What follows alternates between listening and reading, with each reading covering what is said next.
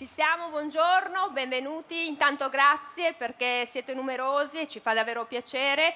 Vi state tutti accomodando. Ecco, siamo arrivati nonostante il cambio dell'ora legale, aver dormito bene, ma siamo qui forti e tenaci per celebrare questa giornata così importante che ci rende orgogliosi, e orgogliosi tutti noi che apparteniamo a questa regione che davvero crede nel numero unico. 30 anni che insomma sono volati, passati per questa realtà così giovane, così forte, così energica e paziente, perché insomma conosco anch'io molte persone che fanno parte del SUEM, insomma in questi 2 anni devo dire non sono mancati i momenti in cui potevano saltare i 5 minuti, ma insomma hanno tenuto tutti quanti botta e pazienza. Un plauso davvero forte a tutti voi, al mondo delle associazioni, al mondo dei volontariati, le forze del volontariato, le forze dell'ordine.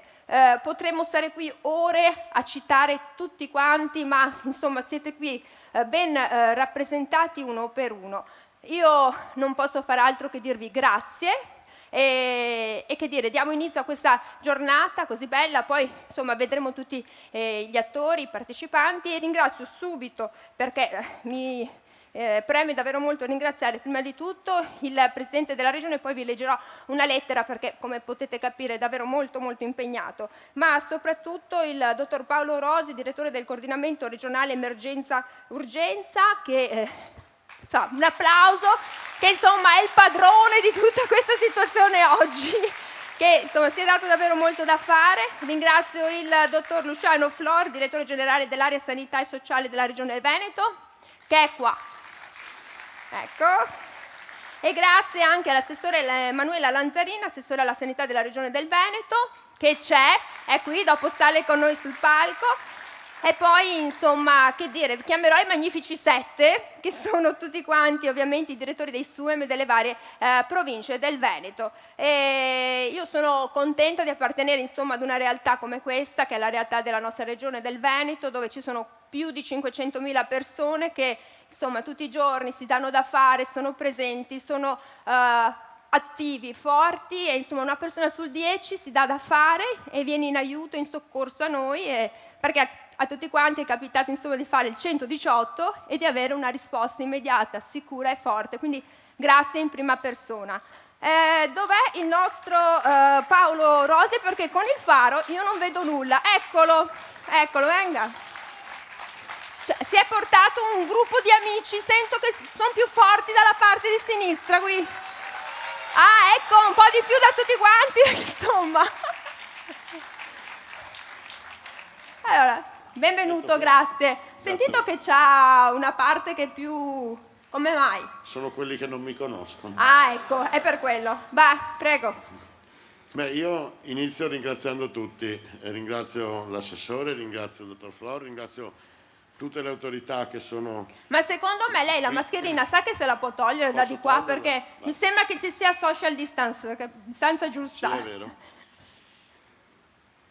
E ringrazio tutti gli operatori del SUEM e dei pronti soccorsi che sono qui oggi, ringrazio tutti i volontari, tutti i dipendenti delle strutture accreditate che hanno voluto condividere con noi questa giornata così importante. Devo ringraziare particolarmente il dottor Dalben e il suo staff che ci hanno aiutato a organizzare questa giornata in maniera, direi, perfetta. Questo è merito loro e gli va riconosciuto.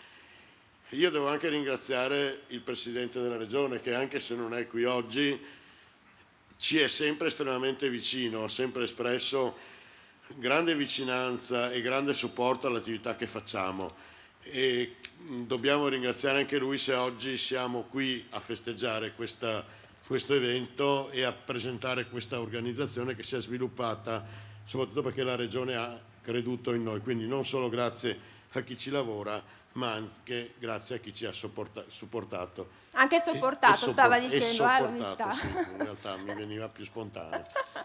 Io credo che potremmo leggere il messaggio che ci ha mandato il Presidente. Certo. Allora io ve lo leggo, spero di leggervelo bene perché da qua voi non capite, ma c'è la luce che ti acceca, quindi ce la faccio. Allora, gli hanno mandato una lettera, dottor Rosi, dicendo appunto, come anticipato dalla mia segreteria, duole comunicare che a causa di concomitanti impegni impegni istituzionali, non potrò presenziare alle celebrazioni per il 30ennale del numero unico 118 del Veneto. Voglia considerarmi virtualmente presente a questa giornata che, riassumendo le progettualità profuse lungo 3 decenni di attività, celebra un meritato omaggio ai veri protagonisti, ai protagonisti di questa vera e propria eccellenza del Veneto, gli operatori, le donne e gli uomini straordinari, sempre pronti a portare soccorso alla comunità regionale. Non posso esimermi pertanto dal formulare il mio plauso per la pianificazione di un appuntamento dalla forte valenza evocativa. Rivolgo per suo cortese tramite il mio ringraziamento a tutti coloro che, a vario titolo, ne hanno contribuito alla pianificazione, augurando un buon lavoro agli illustri relatori che, durante l'apposita conferenza, ricostruiranno a beneficio del pubblico la nascita, gli sviluppi e le traiettorie destinate al futuro del numero unico 118 del Veneto, e conclude ovviamente dicendo grazie e porgendo distinti saluti. Questa insomma la lettera del nostro presidente del Veneto, che è sempre presente, l'abbiamo visto in questi giorni, davvero impegnato a supporto di una realtà così importante, così efficiente, che insomma ci dà delle risposte sempre. Prego allora, dottor Rosi. Sì, io volevo introdurre la giornata con qualche numero. Se posso avere le slide.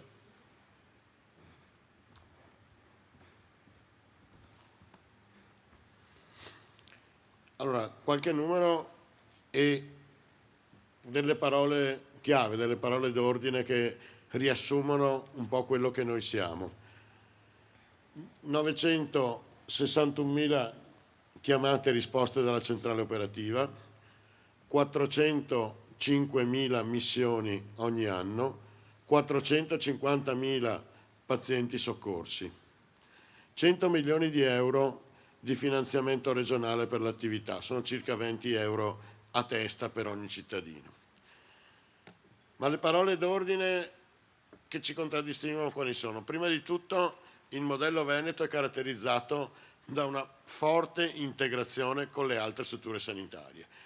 Una forte integrazione che fa sì che non si occupi solo di rispondere al telefono, ma che sia anche gestore dell'emergenza in senso lato, dalla ricerca di posti letto, dall'allocazione dei pazienti, dalla sorveglianza delle reti cliniche, e questa fa sì che sia perfettamente inserito nel sistema sanitario, dove le interfacce sono da un lato l'ospedale e dall'altro sono la medicina del territorio con i medici di medicina generale e la medicina preventiva, che è il modello che ci ha consentito di uscire vincenti dall'emergenza del Covid, perché il 118 non è solo il numero che manda le ambulanze, ma è anche il numero che decide di non mandarla quando non è necessario, per dirottare il paziente verso quella che è la risposta migliore per le sue esigenze. Da un lato dando al cittadino quello che gli serve, dall'altro proteggendo anche le strutture sanitarie dall'iperafflusso. La complessità è tipica della nostra regione. Da un lato i grandissimi afflussi turistici, la complessità del soccorso in montagna, dove il 118 del Veneto è stato precursore e ha anche fatto da maestro con tante tecniche di recupero che anche grazie al soccorso alpino sono state sviluppate qui in Veneto. E dall'altro la grande peculiarità della Laguna Veneta, che è l'unico servizio d'urgenza basato interamente sul soccorso acqueo. Una caratteristica che differenzia anche qui il Veneto da molte regioni è la professionalità. Abbiamo un 30%, 25-30% di interventi in cui interviene il soccorritore, negli altri intervengono l'infermiere o il medico con l'infermiere. In altre realtà l'80% dei servizi è fatto dal soccorritore. È chiaro che anche il soccorritore ha una risposta professionale, però noi dobbiamo dare al cittadino un livello adeguato di assistenza, quindi trattare gli eventi più gravi con le professionalità adeguate a dare la risposta corretta a ciascuno di loro. Volontariato è un'altra parola chiave del nostro sistema. Abbiamo 64 associazioni di volontariato, dalle grandi alle piccole. Abbiamo 2 istituzioni che sono la Croce Verde di Verona e di Padova, che sono istituti di pubblica assistenza e beneficenza, grandi strutture. Abbiamo 25 stazioni del soccorso alpino. Senza il volontariato non saremmo in grado di dare né la risposta quotidiana che diamo ogni giorno, ma neanche la risposta che abbiamo dato di fronte agli incidenti maggiori e anche di fronte all'emergenza del Covid. Ma non c'è solo il volontariato, perché c'è anche il concorso delle strutture, diciamo delle imprese, e quindi abbiamo 13 cooperative, 7 imprese, poi qui è mancato un numero sulla slide, non dobbiamo dimenticare l'esercente del sistema di elisoccorso.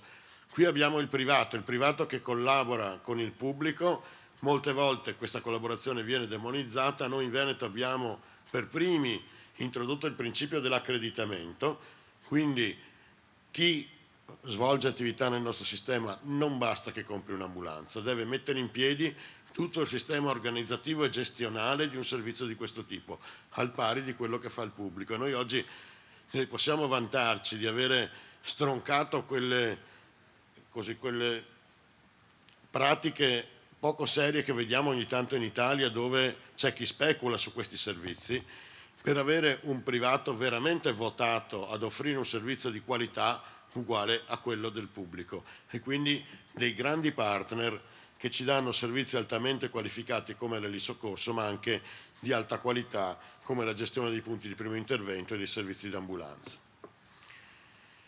Il coordinamento è un'altra parola chiave, coordinamento fatto tutti i giorni sulla strada, a partire dai nostri cugini vigili del fuoco. Prima ricordavo all'ingegner Munaro che 30 anni fa io e lui eravamo di fronte l'uno all'altro quando partiva il soccorso di Treviso, ma soprattutto partiva un'iniziativa di grande integrazione fra di noi, che è fatta di formazione comune, di protocolli comuni e soprattutto di grande affiatamento durante gli interventi. E insieme ai Vigili del Fuoco ovviamente la Polizia di Stato, i Carabinieri, la Polizia Locale, il Soccorso Alpino della Guardia di Finanza, la Guardia Costiera che si occupa del soccorso in mare. Ma oltre a questo coordinamento, diciamo, sulla strada, c'è anche il coordinamento istituzionale con le prefetture, le questure, la protezione civile, con cui lavoriamo in un clima veramente di grande affiatamento, sia per far fronte a emergenze di grande livello, ma anche per la pianificazione degli interventi relativamente ai rischi industriali piuttosto che ad altri rischi. Anche con loro c'è veramente una grande comunità di intenti e un grande rispetto reciproco, per cui ci sentiamo veramente partner di questa attività. Innovazione è una parola fondamentale se noi vogliamo dare al cittadino quello che veramente gli serve in condizioni di emergenza. Solo per darvi alcuni esempi, innovazione vuol dire per esempio aver attivato il volo notturno, vuol dire aver attivato un appalto unico regionale per la fornitura di quasi 100 ambulanze per tutto il SUEM. Le vedete, una parte di loro sono tutte qui attorno, sono tutte uguali, tutte allestite allo stesso modo. Ma vuol anche dire introdurre novità cliniche. Quello che vedete in piccolino è un sistema per le compressioni elettriche che praticamente consente di erogare il massaggio cardiaco che una volta si faceva a mano. Ci ha dato un'ulteriore arma per aumentare la sopravvivenza di fronte all'evento drammatico che è l'arresto cardiaco, ed è uno degli esempi di come innovare vuol dire dare maggiori chance a chi è in pericolo di vita. Poi un'altra parola chiave è investimenti, perché al di là di quello che è il costo corrente di cui vi ho parlato prima, ci sono continui investimenti. Qui vedete il progetto del nuovo heliporto di Pieve di Cadore, ormai in fase di completamento, ma anche le nuove centrali operative. Ne abbiamo fatte nuove a Vicenza, Padova è in corso di completamento, Treviso è stata inaugurata da poco. Questo è il progetto della nuova centrale di Mestre, ma poi ci sarà Rovigo, ci sarà Verona. C'è il progetto dell'idromedica, dobbiamo continuare a investire anche qui per crescere, e anche su questo io voglio ringraziare l'assessore, il presidente, il dottor Flor, perché su questo hanno sempre dimostrato grande disponibilità. Io mi fermo qui, credo che questo rappresenti un po' quello che noi siamo e quelle che sono le nostre peculiarità. Una sola cosa: quando questo sistema è nato ci sembravano veramente dei sogni, perché neanche noi ci credevamo molto che saremmo riusciti a realizzare quello che ci sognavamo. Ma il messaggio che vi voglio dare è: non smettete di sognare cose nuove. Il SUE non può fermarsi qui, deve continuare a crescere e nei prossimi anni sarete voi a dover dimostrare che si può e si deve migliorare. Quindi buon anniversario a tutti e grazie ancora a tutti quelli che sono qui. Grazie. Ma insomma, la capacità di saper sognare, non è un sogno, è una bellissima realtà, è fatta appunto di persone che si impegnano tutti i giorni, che ci danno una risposta, perché insomma il numero unico SUEM è davvero una delle certezze che possiamo avere tutti noi cittadini e non solo, e in questa regione poi che ha fiore all'occhiello in tantissime attività, in tantissimi servizi. Allora io chiamo qui con noi il dottor Luciano Flora, direttore generale dell'area sanità e sociale della regione del Veneto. Venga. C'è. Prego. Di che adesso anche lei si può togliere la mascherina, perché ormai siamo talmente bravi, perché siamo stati bravi a portarla, che abbiamo questa abitudine. Direttore. Grazie davvero, buongiorno a tutti. Buon compleanno, buon 30° anniversario. Cose da dire ce n'è poche, Rosi ha detto tutto, mi ha fregato perfino la frase sul futuro, non c'è più niente da dire. Però alcune cose vorrei rimarcarle. Quando nasce il 118 noi c'eravamo, Rosi, qualcuno che c'è in sala l'ha visto nascere, c'ero anch'io, e pensavamo davvero che fosse difficile realizzare questa sfida di omogeneizzare il sistema di allerta, il sistema di intervento, il sistema di affrontare l'urgenza in maniera uniforme a livello nazionale e regionale, e banalmente, ripercorrendo il tempo che ci ha visto lavorare insieme, penso che il fatto di avere un numero unico abbia giovato molto. C'era qualcosa che unificava. Guardate, per anni c'era questo ritornello del DPR del 27 marzo, DPR del 27 marzo. Tanto per non sbagliarmi, me lo sono riletto ieri. Ci sono ancora cose che dobbiamo migliorare del DPR 27 marzo. Non è ancora completamente attuato.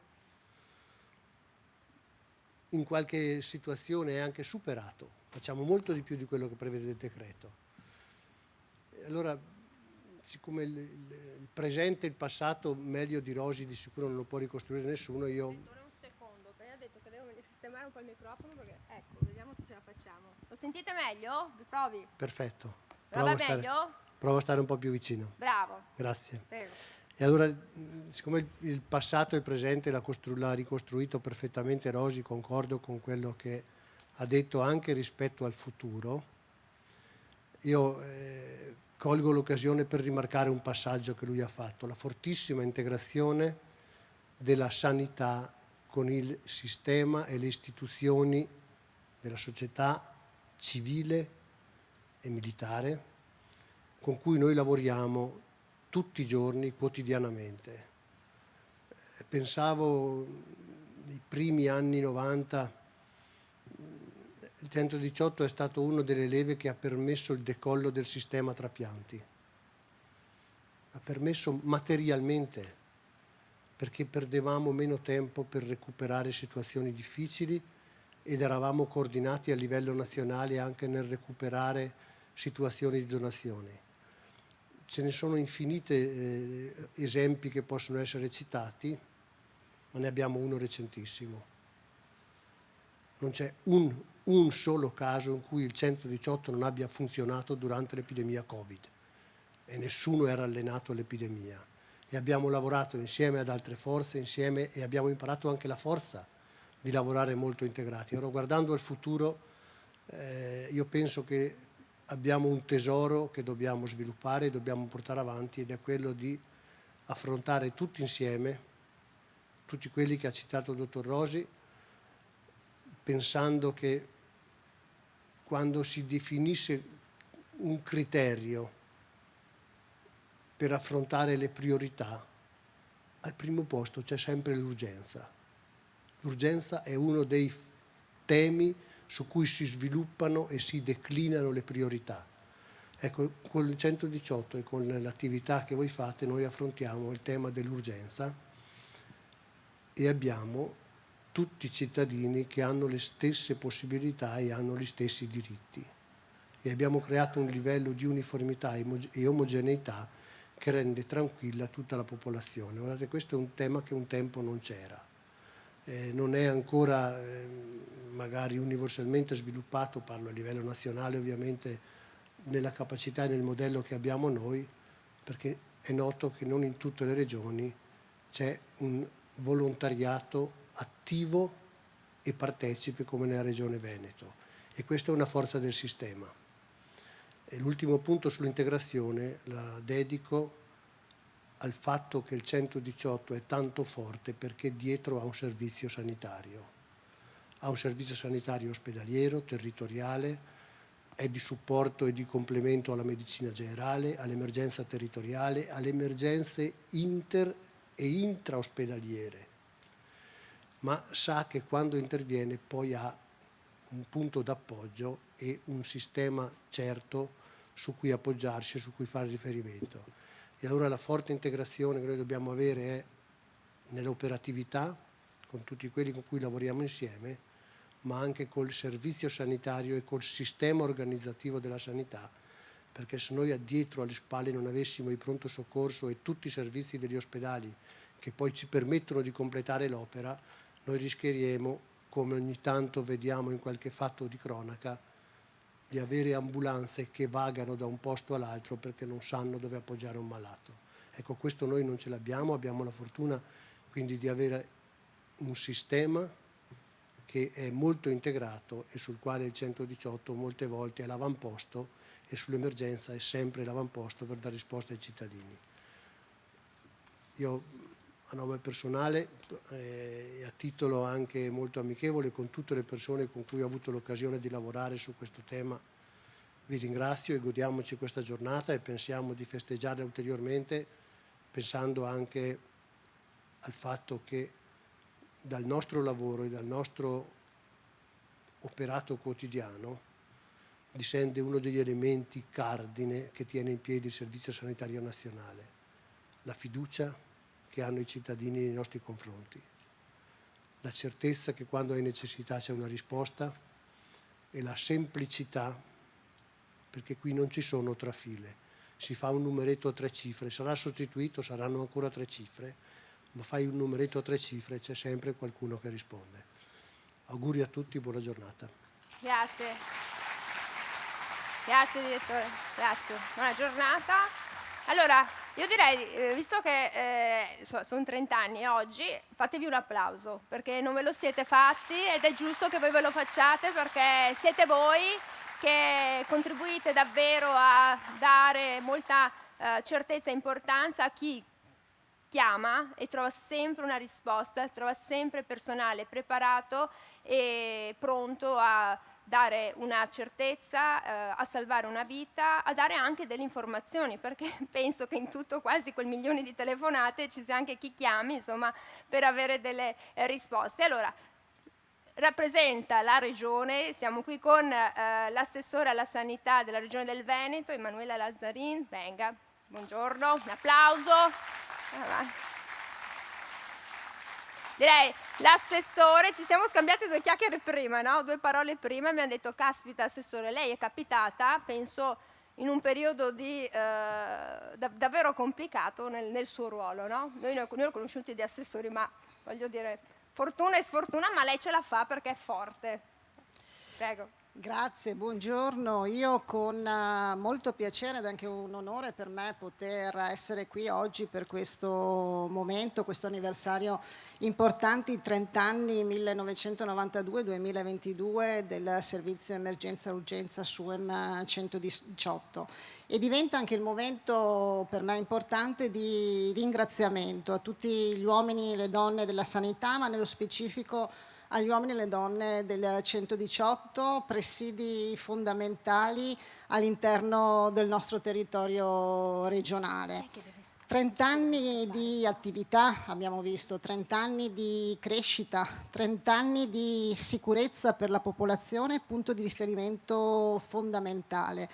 30 anni di crescita anche legata a quelle che diceva il dottor Rosi, che ringrazio, il nostro coordinatore per quanto riguarda il CREU, l'emergenza urgenza, proprio per quei discorsi di integrazione e coordinamento che diventano fondamentali per poter arrivare e raggiungere qualsiasi persona abbia bisogno e chieda soccorso e necessità, per poter anche nei momenti più difficili, e lo abbiamo visto, lo abbiamo vissuto, lo abbiamo sperimentato durante questi anni di pandemia, per riuscire a gestire le urgenze, le emergenze, le complessità, quindi anche con l'interazione tra la parte prettamente ospedaliera dei vari reparti ospedalieri, quelli soprattutto insomma che sono stati necessari e fondamentali durante i picchi più cruenti della pandemia.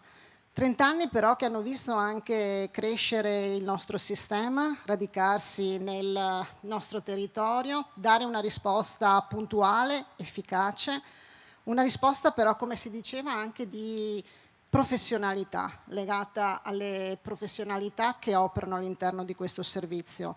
Perché sì, è vero, noi siamo una regione e continueremo a essere una regione che investe quotidianamente, ogni anno, in tutte quelle che sono le ultime innovazioni tecnologiche, e lo abbiamo visto. Continueremo a migliorare i nostri sistemi, ad avere anche le attrezzature di ultima generazione, ma senza gli uomini e le donne, senza il capitale umano che rappresenta l'ossatura fondamentale, imprescindibile, credo che faremo poco e raggiungeremo pochi obiettivi. E quindi il capitale umano è quello che io ho di fronte oggi, una parte insomma del capitale umano che ho di fronte oggi, e che è giusto ringraziare proprio perché voi siete presenti 24 ore al giorno, 7 giorni su 7, rispondete ad ogni chiamata, rispondete anche all'utente e al cittadino che a volte ha paura, a volte può essere anche maleducato, e non capire anche i contesti in cui operate. Però voi siete lì, sapete rispondere, sapete dare una certezza, sapete salvare le vite umane. I numeri li abbiamo visti, insomma, 1100 missioni, 450.000 persone soccorse, salvate, interventi importanti, in un concetto di integrazione forte, di integrazione che è un po' un fondamentale all'interno del nostro sistema sanitario.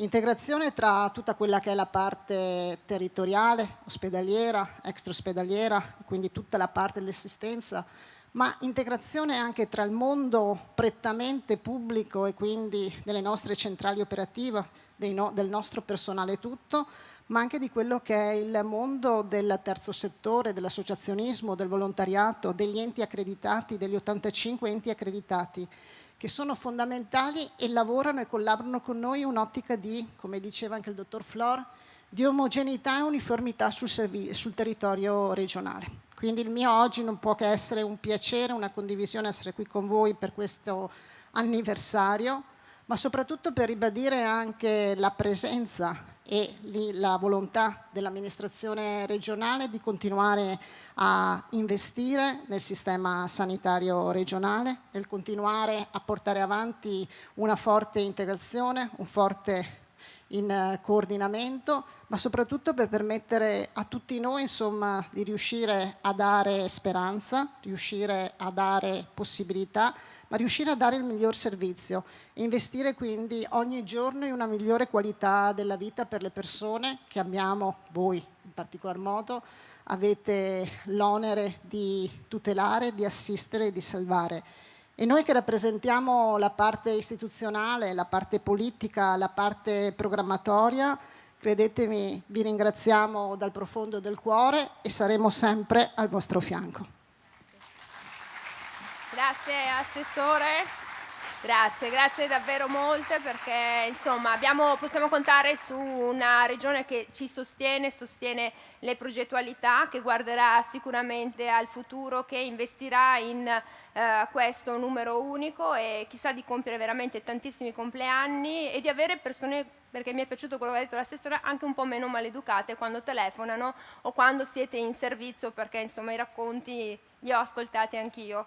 Adesso chiamo tutti quanti quelli che sono i direttori delle SUEM di ciascuna provincia, tipo un appello, allora venite su, vi chiamo. Allora il dottor Adriano Valerio, direttore del SUEM del 118 dell'azienda ospedaliera di Verona, si accomodi. E Verona c'è. Poi il dottor Giulio Trillò, direttore del SUEM del 118 ULS 1 Dolomiti. Benvenuto. Poi la dottoressa Maria Luisa Ferramosca, direttore del SUEM del 118 e dell'ULS 2 della Marca Trevigiana. Il dottor Federico Politi, direttore del SUEM 118 e dell'ULS 8 Berica.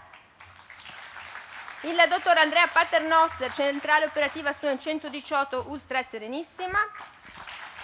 Stanno arrivando. Il dottor Andrea Paoli, direttore del SUEM 118 dell'ULS 5 Polesana. E il dottor Andrea Spagna, direttore del SUEM del 118 dell'azienda ospedaliera dell'Università di Padova. Benvenuti. Siete arrivati? Ci siamo? Sì? Vediamo se... Allora, intanto io adesso ho guardato qui e ho capito, se ti chiami Andrea hai più possibilità di diventare direttore del 118, perché è vero, mi conferma, cioè, Flor, è così? Ho capito tutto. Benissimo, e allora cosa posso dirvi? Intanto grazie, avete molta responsabilità, avete molta, come posso dire, tutta la nostra soddisfazione, tutta la nostra solidarietà in tutto quello che fate, in ciò che andate a coordinare, perché non è semplice, perché appunto veniamo da 2 anni complicati, ma tutti gli anni sono complicati, vero? Non si può mai dire nulla. Come hanno detto tutti, siete presenti 7 giorni su 7 e insomma la facciamo andare bene, benissimo, e siamo una regione davvero molto forte. Allora, io non so, c'è qualcuno che ha qualche emergenza che deve andare via per primo? Eccolo. Allora, giusto, Politi. Venga Politi, come a scuola. Venga, così facciamo spazio. E allora, Federico Politi, direttore delle SUEM del 118 e dell'ULS 8 Berica. Allora, eccolo qui. Non si preoccupi, si tolga la mascherina. Va bene. Se la toglie stavolta, ecco, secondo nome di battesimo è Andrea? No, ecco, va bene, allora vada tranquillo.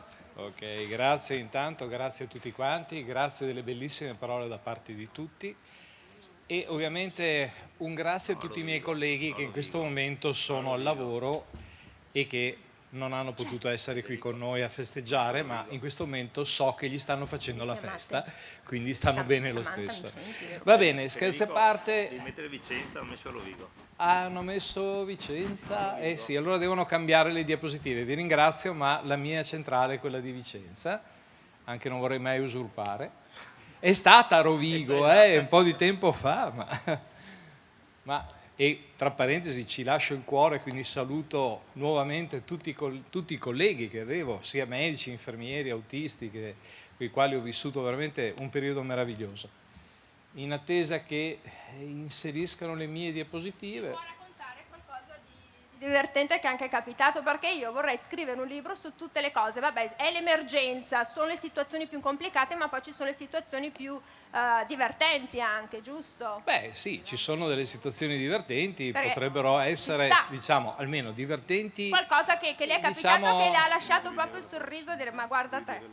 Ma no, io sinceramente ho avuto più situazioni dove ci ho lasciato il sentimento. Si è innamorato? Perché No, quello no, guardi, è. ho avuto una grande perché... fortuna, ho avuto 3 mogli, per cui penso Beh, che... insomma...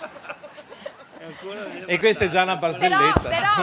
Però ancora ci crede, giusto? Beh certo, perché tu mi sono dici sposato la terza volta. Usa quindi, la parola dire... sentimento. Ma infatti il sentimento, ma io lo ricordo proprio perché in una delle mie attività di soccorso... Guardi che qui qualche suo collega ha poi detto che non ha parto imparato velocemente la perché mi hanno detto lezione. abbiamo 10 minuti, quindi io ho detto ma la mia relazione dura 8, adesso prolungo e mi ammazzano. Allora guardi, comunque è arrivata, direi che finalmente ce arrivata. l'abbiamo, quindi possiamo andare rapidamente.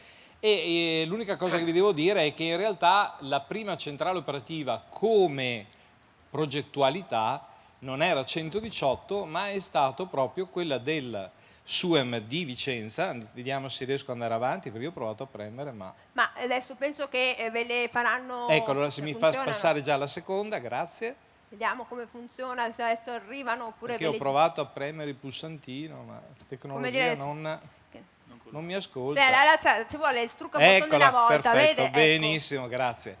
Allora, in realtà noi siamo partiti come progetto pilota di una centrale operativa e avevamo il numero 510.000 e siamo nati il 10 ottobre dell'88 a Vicenza e avevamo 2 medici proprio H24 ambulanze, automedica, avevamo già l'automedica. Bene, oggi invece non abbiamo più 2 medici, ma ne abbiamo 1,5, ma vabbè, comunque è divertente anche questo.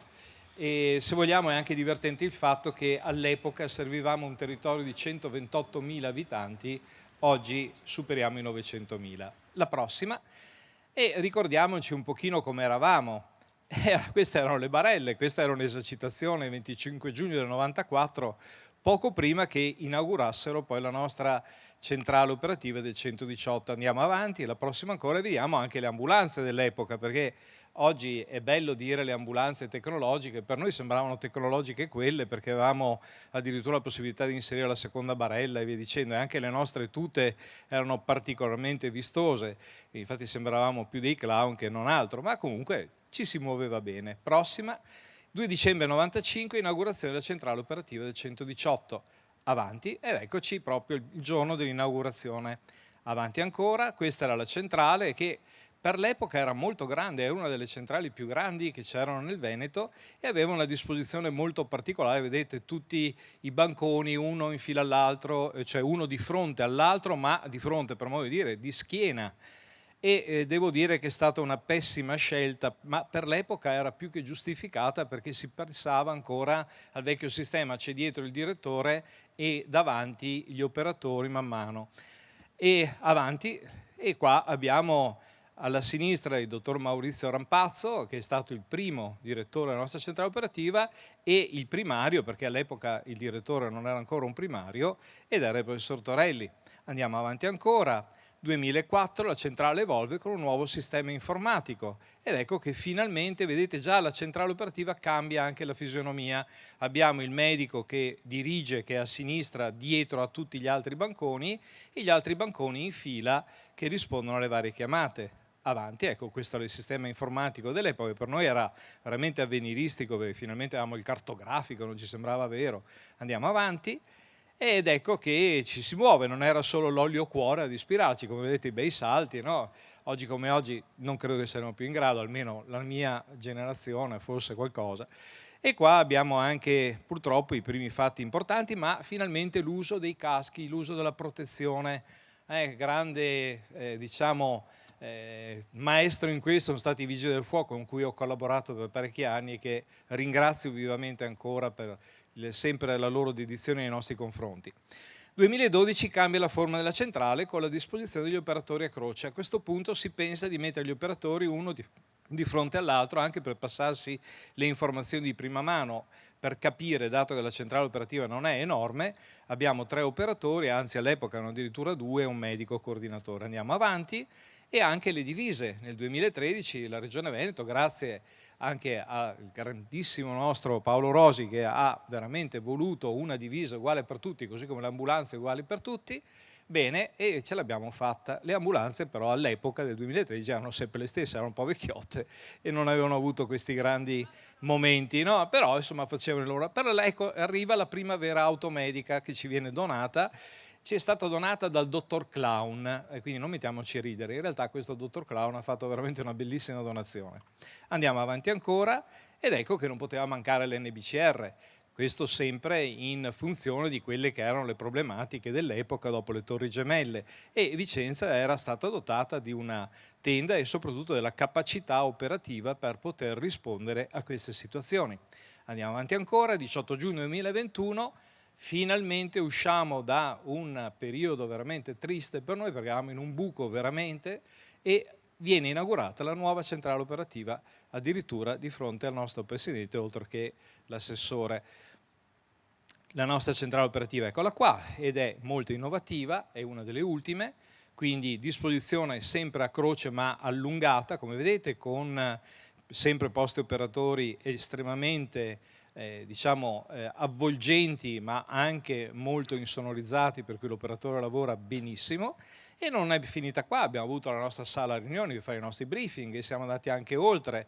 Abbiamo ottenuto anche una centrale operativa di secondo livello per i trasporti non urgenti, che non sempre fanno capo a un 118, ma in questo caso lo fanno. L'aula didattica, ecco, qui finalmente abbiamo ottenuto una cosa molto importante, la possibilità di in qualche maniera fare formazione direttamente all'interno della nostra centrale operativa, addirittura 2 banconi funzionanti che possono essere attivati anche in caso di maxi emergenze, ma che fungono da formazione per i nuovi operatori telefonici, in modo che non disturbino gli altri colleghi che sono in centrale operativa. La prossima, eccola qua, autoparco ben nutrito finalmente, con mezzi assolutamente nuovi, e veramente anche in questo ringrazio la Regione per tutti gli interventi che ha fatto. E andiamo ai numeri molto rapidamente. Eccolo qua, quello che ci si chiedeva prima. Nel 2021 noi abbiamo avuto la bellezza di 54.802 informazioni, quindi queste erano periodo del Covid e quindi la centrale operativa era soggetta a continue chiamate.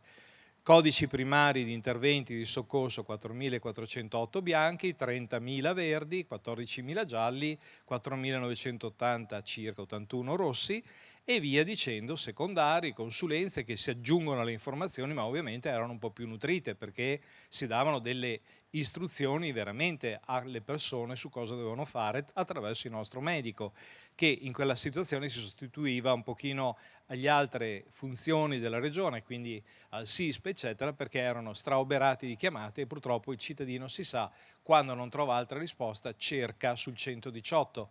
Per noi è un onore, ma ovviamente è anche un onere. Bene, qua si vedono i picchi in rispetto a quelli odierni, quindi si vede il picco delle informazioni che è quello blu e vediamo sempre le informazioni che è un pochino più basso nel 2022, però si mantiene sempre su valori, vediamo alla prossima, capiamo meglio. No, niente, va bene, non importa, comunque si mantiene sempre su dei valori intorno ai 10.000 richieste, quindi dalle 54.000 a oggi noi siamo già a 10.000. Andiamo avanti e questo è il futuro, ci teniamo pronti, un mezzo nuovissimo per le maxi emergenze, perché non dobbiamo dimenticarci che purtroppo ci sono anche quelle e dobbiamo essere pronti, ma soprattutto altra cosa molto importante, le tecnologie che non mancano, ed ecco infatti che la Regione ha visto bene di dotare Vicenza, oltre che Mestre, di un mezzo specifico per le comunicazioni e come centrale di comando, perché è una cosa fondamentale. Pensate, ce l'aveva il 118 di Bologna ancora negli anni 90, quindi loro sono stati un pochino più precursori di noi, però chiaramente con limitazioni. Quello di oggi che abbiamo noi come Regione Veneto credo che sia il top della comunicazione, della capacità di comunicare con tutti gli operatori del 118. Bene, con questo vi ringrazio, spero di essere stato nei tempi, ringrazio tutti per l'attenzione e un buon lavoro a tutti. Grazie al dottor Federico Politi, grazie per tutte le informazioni. Poi abbiamo visto tanta tecnologia che è cambiata, anche noi computer, gli schermi, insomma, oggi lei deve scappare via. Sì, perché siamo così tanti che sono di... Guarda, vabbè, di guardia, dai. E allora, adesso Adriano Valerio, direttore del SUEM del 118 dell'azienda ospedaliera di Verona, benvenuto. Il nome è lei di un imperatore, quasi, guarda. Grazie mille. Sì, non penso di essere tale, nel senso che la mia idea di attività è proprio quella di essere al servizio degli altri. Intanto un ringraziamento a tutti i presenti per l'invito e per la numerosità in cui siete qua per fare veramente squadra per quello che è la necessità del servizio. Io farò, se andiamo avanti con la diapositiva, vi farò una carrellata di immagini di quella che è stata la storia della centrale operativa. Intanto partiamo, il dottor Rosi prima parlava di non dimentichiamoci mai di pensare al futuro. Io dico che la storia però è anche importante e come vedete io ho ripercorso quella che è stata la storia della centrale operativa di Verona mettendo proprio i 3 nomi, le prime 3 persone che nell'87 hanno pensato che forse era giusto mettere insieme un'idea diversa rispetto a prima per quando uno aveva una problematica sanitaria. Ed è nato questo 58-22-22 proprio grazie alla lungimiranza, li ho chiamati visionari, del dottor Castellarin, dottor Cucci e del professor Pinter, che insieme hanno fatto nascere a Verona proprio questa idea che poi è sfociata 5 anni dopo nel numero unico 118. Andiamo avanti. Alcune immagini per fare la storia. Sulla sinistra è la prima centrale operativa. Abbiamo ancora noi in centrale il prima turnistica dei 9 infermieri che che hanno lavorato in questa centrale operativa. Ci tengo a precisare anche una scelta fatta proprio molto precisa da parte della Regione, che gli operatori, io li chiamo, non sono operatori, sono infermieri della centrale operativa. Nel Veneto ci sono tutti infermieri che rispondono, affiancati poi ai medici della centrale operativa.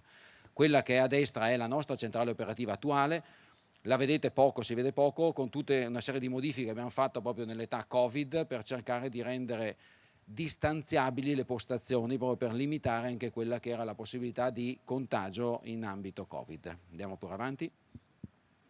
I mezzi, questa sono la parte dell'Eisoccorso, in alto sulla destra vostra il primo mezzo con il suo personale, quello che vedete nella parte più ampia è l'Eisoccorso che è presente attualmente con una parte del personale.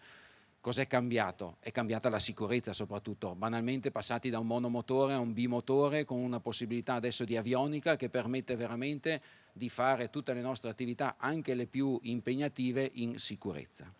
Avanti ancora, anche i mezzi ovviamente su strada, su gomma, alcuni esempi delle automediche che sono passate nel tempo sulla centrale operativa di Verona, anche queste e quelle che vedete qua in esposizione sono tutte uguali, sono all'avanguardia per quello che riguarda la sicurezza, per quello che riguarda soprattutto la modalità di essere al servizio delle persone e soprattutto in sicurezza per primi noi operatori, che dobbiamo avere la tecnologia che ci supporta per arrivare prima ma in sicurezza a chi dobbiamo soccorrere. Andiamo pure avanti.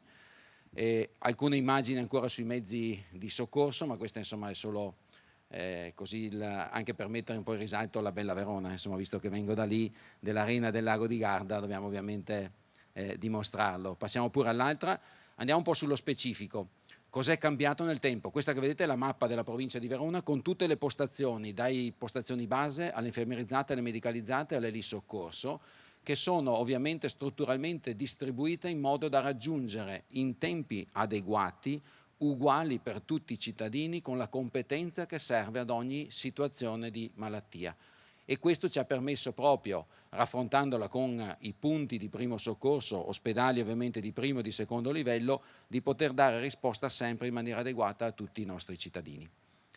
Alcuni numeri, 2015-2021, portate pazienza, non si vede molto bene, ma se voi fate in conto vi leggo la prima colonna 2005, 50.000 e poco più, l'anno scorso 82.000. Sono le missioni attuate. Vedete che l'aumento totale in quest'arco di periodo è del 60%. I numeri si parlano da soli. Avanti pure. Questa è l'attività del 2021. La centrale operativa di Verona ha avuto 158.000 chiamate di soccorso, 82.000 le missioni, 79.870 le persone che fisicamente abbiamo trasportate. 2 slide proprio per concludere sulle prospettive future. È chiaro che come direttore io devo chiedere alle istituzioni, alla Regione, al mio direttore generale, l'ho fatto ieri sulle porte aperte, che la centrale è piccola, l'Elibase deve essere rinnovata, se le mettiamo anche insieme usiamo meglio le risorse perché non sono in 2 posti dislocati, che è importante avere le strutture, le infrastrutture tecnologiche, i tablet per informatizzare tutto, ma quello che mi preme, la diapositiva successiva, è questo che adesso compare. Ma prima di tutto noi siamo al servizio delle persone e noi professionisti, noi medici, infermieri, soccorritori, tutti quelli che lavorano, dobbiamo dimostrare la nostra professionalità e la nostra umanità al servizio delle persone. Se non dimostriamo questo non ha nessun senso che noi ci accapanniamo a chiedere strutture, a chiedere mezzi. Noi dobbiamo essere professionisti, noi ci dobbiamo preparare, dobbiamo fare formazione, dobbiamo fare simulazioni per tutti gli ambiti del nostro specifico servizio.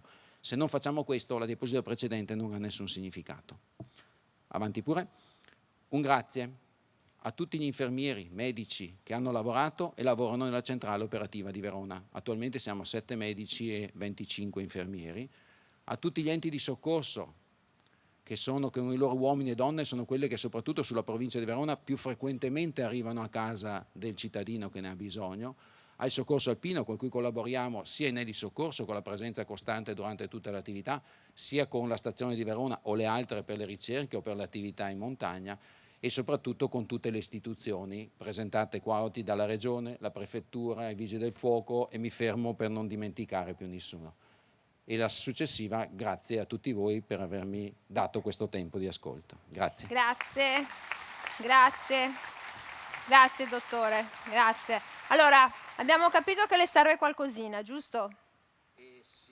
Sì, ha detto di sì. Però ritorno su quella seconda. Sull'umanità, sulla professionalità, ma questo noi lo sappiamo perché davvero possiamo, cioè, vi incontriamo nei momenti nei quali siamo più in difficoltà da un punto di vista proprio personale e dal punto di vista dell'emozione, possiamo contare sull'umanità, ma anche sulla grande capacità e la fermezza, che non è freddezza, ma è fermezza di sapere cosa fare, quando farlo. Io do il benvenuto al dottor Giulio Trillò, direttore del SUEM del 118 e prima dell'US 1 Dolomiti. Tanto lei ha un cognome Trillò, più di lei, pronto, sono qui, avanti. Buongiorno a tutti, grazie dell'invito. Una centrale con una crisi di identità. ULS 1 Dolomiti perché serviamo alla provincia di Belluno, ma la centrale è fisicamente a Pieve di Cadore e vedremo perché. La prossima, per cortesia. Nasce nel 1986 con un numero urbano che era il 33118. Anche qui, come i colleghi precedenti, devo citare una certa lungimiranza, in questo caso il dottor Angelo Costola, che aveva ritenuto all'epoca ad Auronzo di Cadore di istituire una centrale di coordinamento unica dell'allora ULS 1 Dolomiti, che era lassù in alto della provincia. Guardate la tecnologia, oggi ci farebbe ridere, ma quello era quello che era disponibile all'epoca. 86, però già c'era nel numero urbano il 33118, cioè c'era una prospettiva che non è una cosa da poco. La prossima.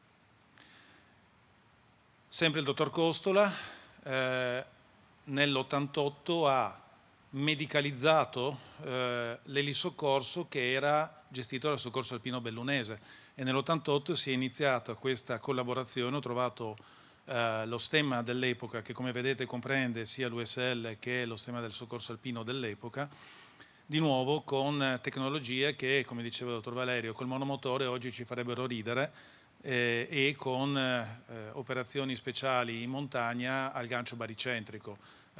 Ormai è diventato illegale. La prossima. Però si lavorava così, con delle tute che oggi ci farebbero ridere rispetto all'abbigliamento tecnologico che abbiamo e con la scritta ULS 1 Dolomiti, scritta con i caratteri mobili che si trovavano nelle ferramenta dell'epoca. La prossima. 1989 nasce la centrale operativa a Pieve di Cadore, che è quella parte cerchiata a sinistra perché è stato un dono di Ugo Libera, e lì è nata la centrale a Pieve che poi si è ampliata con l'avancorpo che vedete sulla destra. E da quell'anno lì gli uomini e donne gli infermieri operano a favore di tutta la provincia di Belluno. L'USL si è progressivamente ampliata e adesso ovviamente comprende tutta la provincia di Belluno. La prossima. 95, finalmente arriva un elicottero bimotore, per l'epoca un elicottero estremamente potente, il 109 K2, e si comincia a lavorare anche col vericello. Nelle nostre montagne è fondamentale. Avanti. E nel 98 un primo esperimento di volo notturno sperimentale che all'epoca era limitato dal fatto che si poteva operare solo da piazzole omologate dall'ENAC e quindi con 9 piazzole che oggi sono diventate 8 perché prendevano anche Sappada che poi è passata al Friuli e quindi estremamente limitate nelle possibilità. Avanti. Nel 2007 il 109 Grand, un ulteriore salto di prestazioni di capacità, però la prossima, purtroppo nel 2009, c'è stato un evento che tutti noi ricordiamo. Io all'epoca, proprio quel giorno, ero di guardia, io provengo dal Friuli, ero di guardia nel soccorso a Udine, è stato un momento che mi ricorderò per sempre quando è arrivata la telefonata Falco è caduto.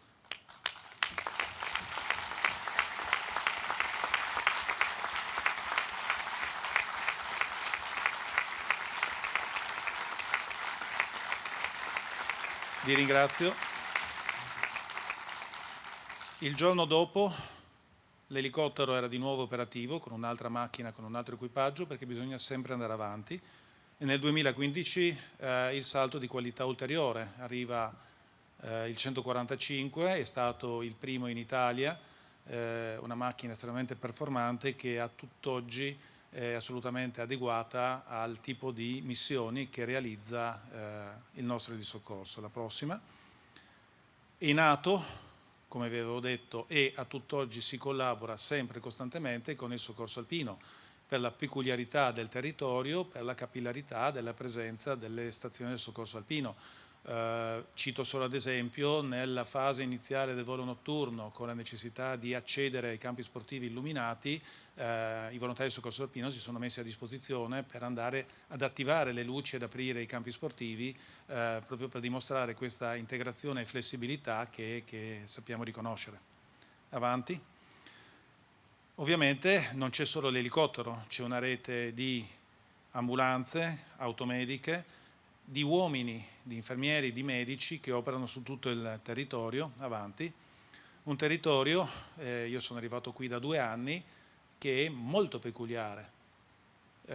L'USL numero 1 è il 20% del territorio della Regione Veneto e il 4% della popolazione, esclusi ovviamente i flussi turistici. Ha una viabilità, no, indietro per cortesia, ha una viabilità imbarazzante, c'è una strada statale, la 51, tutti noi l'abbiamo fatta e spero non la domenica pomeriggio verso sud, ha una serie di strade regionali che penetrano nelle vallate, in un territorio bellissimo, favoloso, ma estremamente fragile.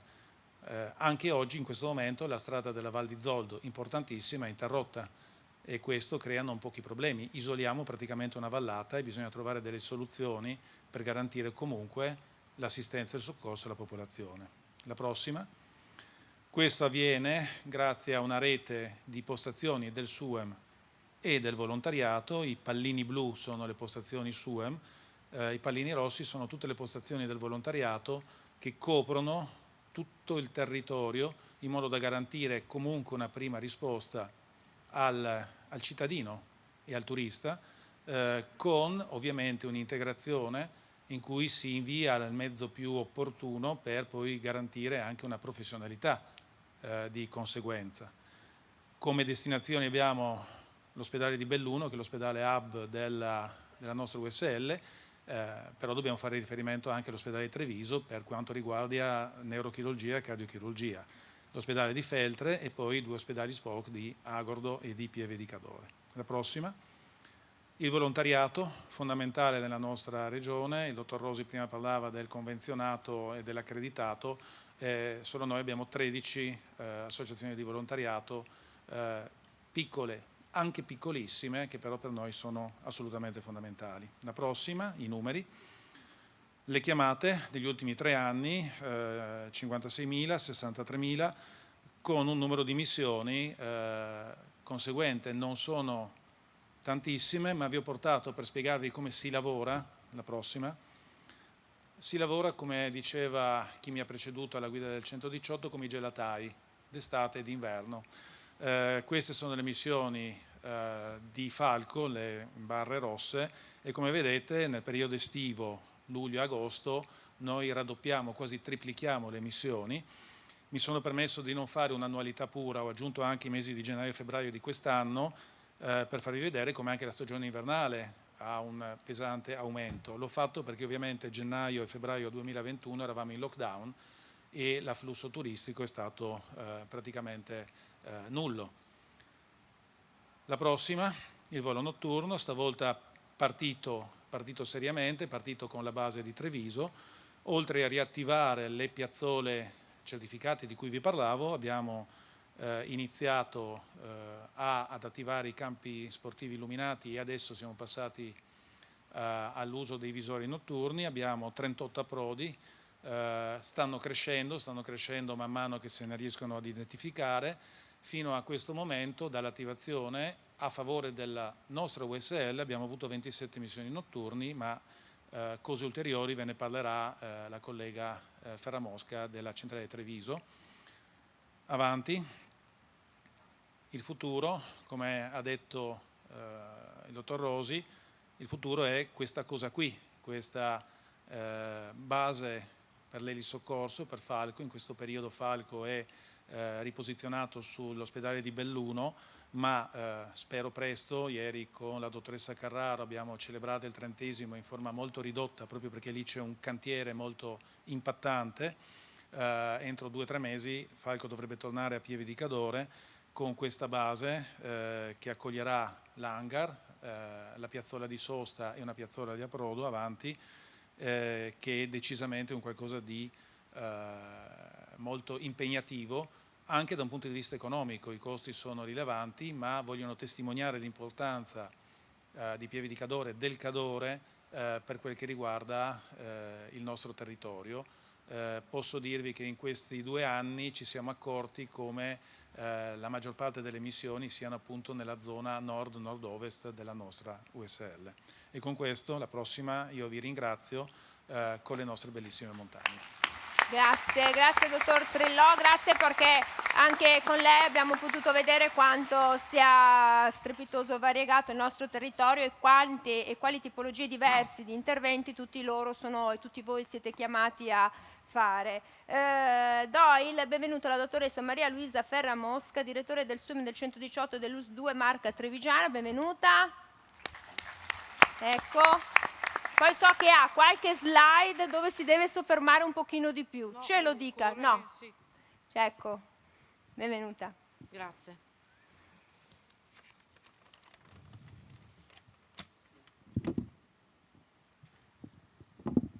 Rischia di cadere questo. Vediamo se ce la facciamo. Così. Perfetto. No. Ottimo.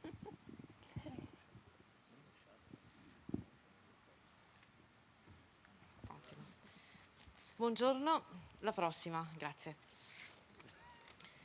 E noi, medici d'ospedale, quante volte all'arrivo di poveri fratturati, di feriti malamente accomodati su carri e barelle, all'arrivo di avvelenati, di sommersi, di persone aventi gravi scottature, non rimpiangiamo l'ignoranza dei primi soccorsi e troviamo le fratture, le ferite, fattesi più gravi per un malfatto trasporto, avvelenati, sommersi, asfittici, che non ci arrivano che per morire, mentre che, con le volute cognizioni, soccorsi in tempo, si sarebbero potuti salvare. Dottor Cagliano, seconda prelazione alla Scuola dei Soccorsi d'Urgenza. In questa prelazione, tenuta nell'84, è già espressa in modo chiaro la nostra mission, la mission del soccorso, del sistema di soccorso. Ma queste parole rappresentano per il SUEM di Treviso qualcosa di più, fanno parte della storia.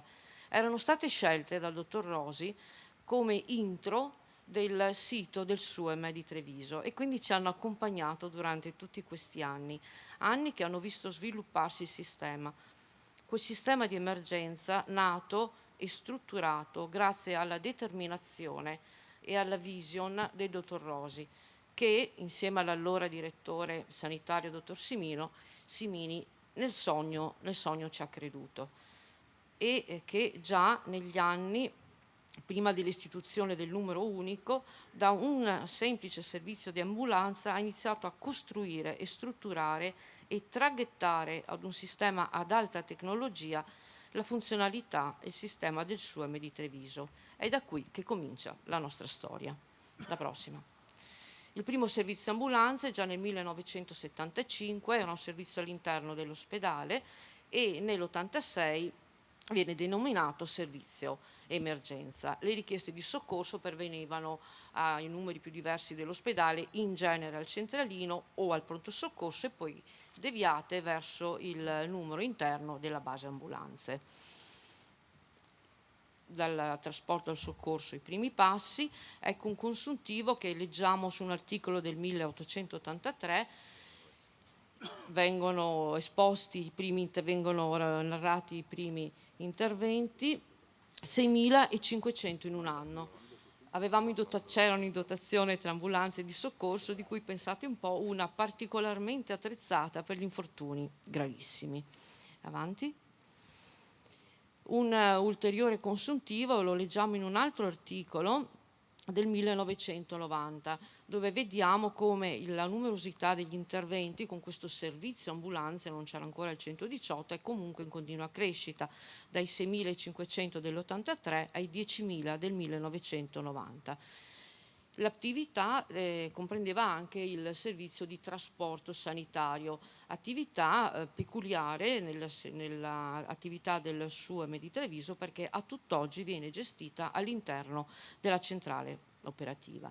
Ancor prima del decreto del Presidente della Repubblica, il piano sociosanitario della Regione Veneto anticipa quello che poi a brevissimo accadrà, e in questo piano sanitario dell'89-91 sono in un capitoletto chiamato Provvedere alle emergenze sanitarie contenuti già tutti gli elementi cardini attorno ai quali si svilupperà negli anni immediatamente a seguire tutto il sistema delle emergenze. È la prima volta che leggiamo in un piano sanitario del Veneto, è stato credo uno dei precursori, l'attivazione di centrali operative, personale adeguato, sistema radio, telefonico, informatico. È la prima volta che leggiamo questa parola automedica e si fa cenno anche al soccorso sanitario. Già in quegli anni la presenza delle associazioni di volontariato era molto significativa in molte province della regione del Veneto.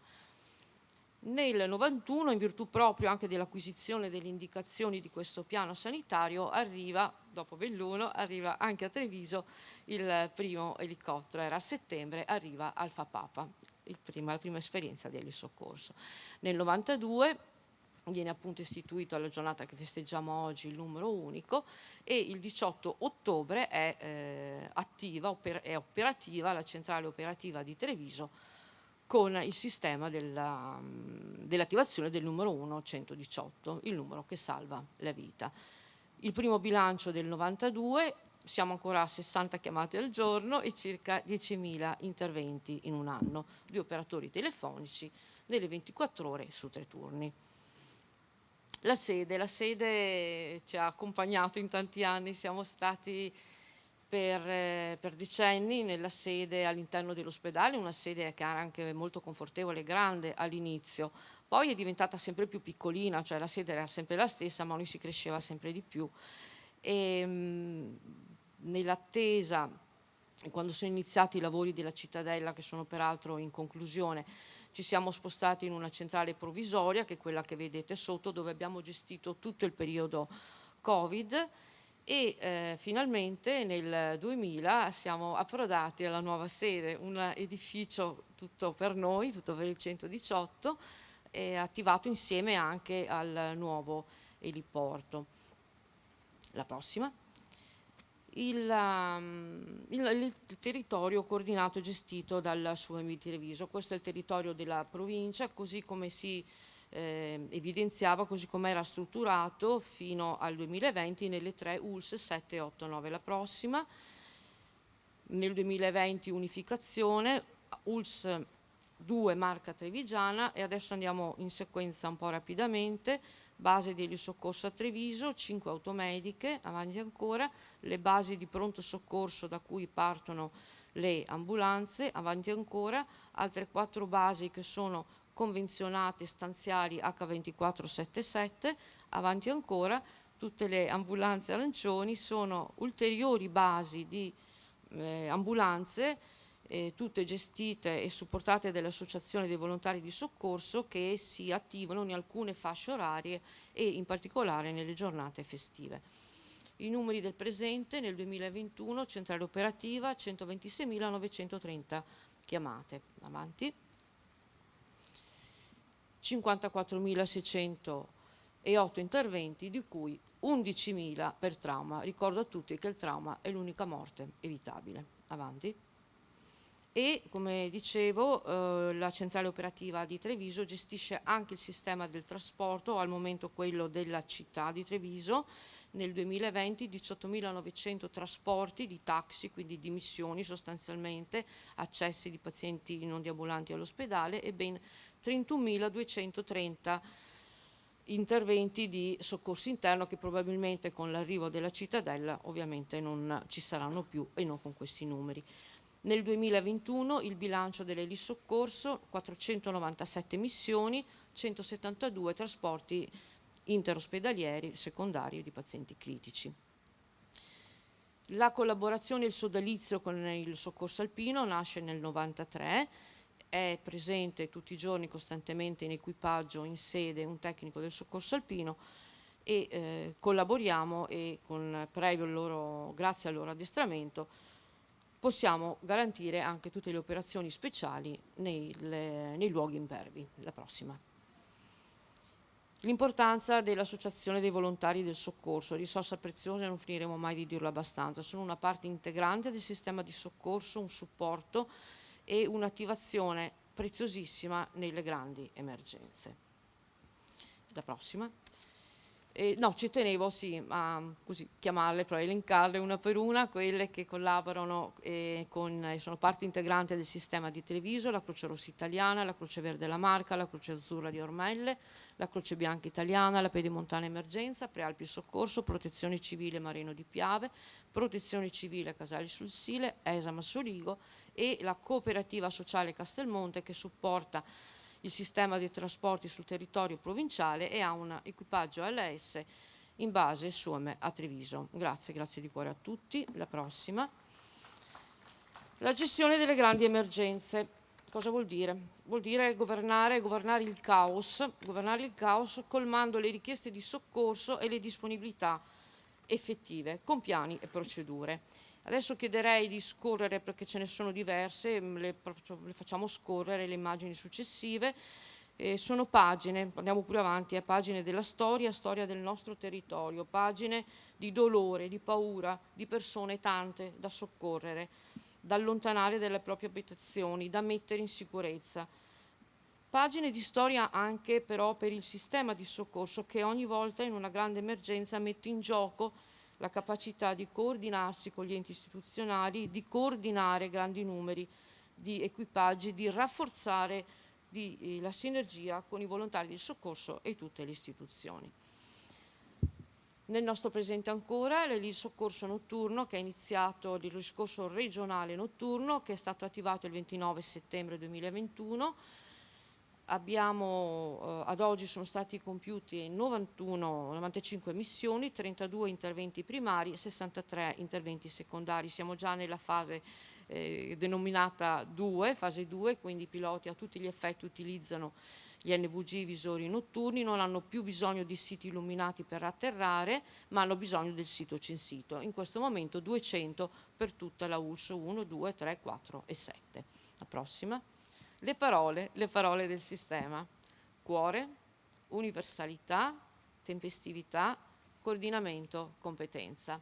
E una parola, la prossima, flessibilità, le parole del nostro presente. La prossima.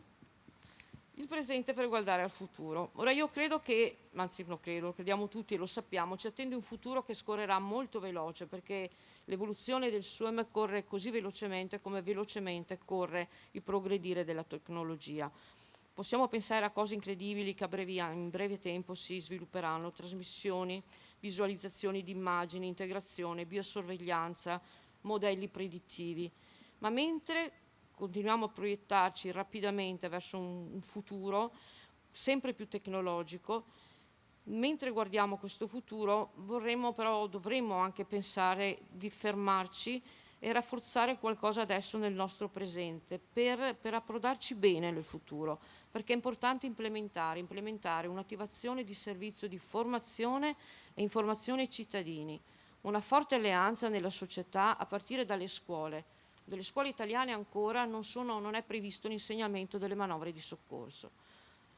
Delle scuole sulla formazione e l'insegnamento delle manovre salvavita, perché non dimentichiamocelo mai, la prevenzione determina anche l'appropriatezza e la sostenibilità del sistema. Grazie.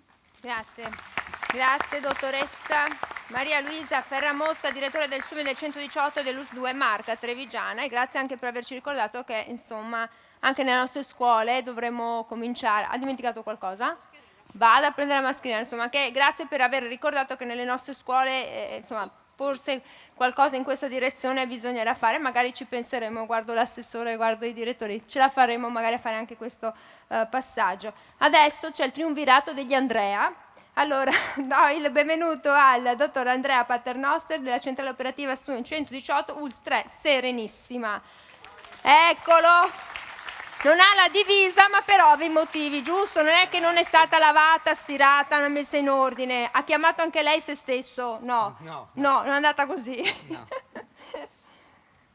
Allora, buongiorno a tutti e parliamo un attimo della storia e dell'attualità del Suono di Venezia. Il primo trasporto di malati a Venezia avveniva in questo modo: pazienti trasportati con un sistema a remi che raggiungevano l'ospedale dove venivano trasferiti in pronto soccorso. Nel 1950 e 60 le prime idroambulanze che avevano questa fattezza. Poi nel 70 un altro tipo di carena per idroambulanze che venivano date in servizio alla Croce Azzurra, fino al trasporto malati del Comune di Venezia, questo nel 1980. Dal 96 ad oggi le attuali idroambulanze hanno questa forma. Le ultime due, inaugurate con l'assessore regionale, sono le Eco 11 e le Eco 12. Il servizio nel 1976, questa è la prima scheda, passa dal Comune di Venezia all'URSS, mentre nel 1992 l'incarico di mettere su una centrale operativa viene dato al dottor Deste, che unitamente a 2 infermieri di turno fino al 94 parte dal pronto soccorso e incomincia la sua attività. Nel 94 gli viene assegnata anche una sede e nel 95 tutto il reparto viene a comporsi con 6 medici, 37 infermieri e 6 piloti. In quel primo anno di attività i numeri di missioni sono pari circa a 12.000 interventi.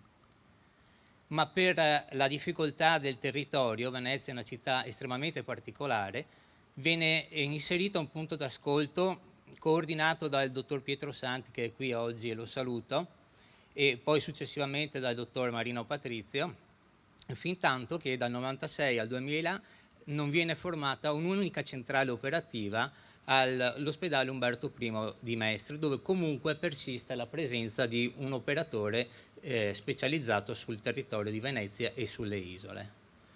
Le idroambulanze avevano più o meno questa conformazione inizialmente, con un'idromedica, esperimento che è stato ripreso quest'estate con successo e come abbiamo visto prima ci ha mostrato il dottor Rosi, speriamo abbia un futuro.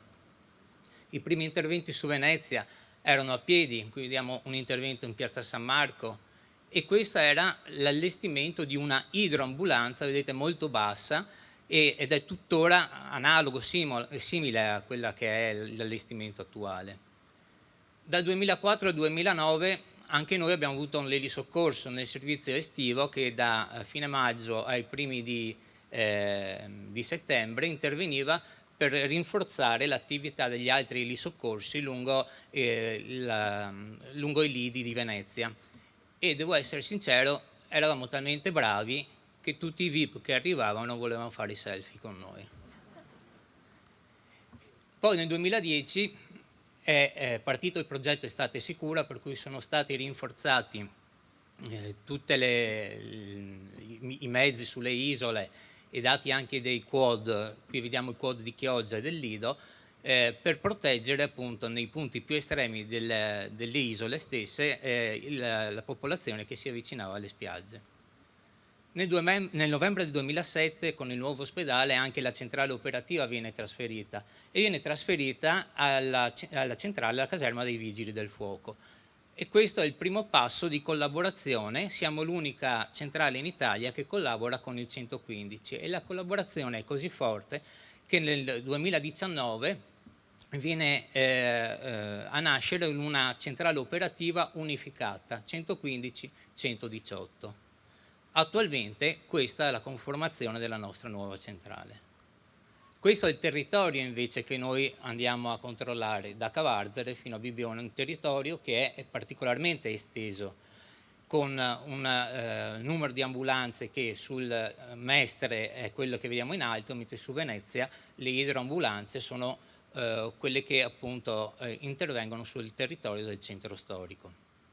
le chiamate sulla nostra centrale aumentano esponenzialmente, dal 190.500 circa del 2019 arriviamo a 209.000 fino all'anno scorso, con un numero di missioni che va dalle 50.000 alle 58.000 nel giro di 4 anni.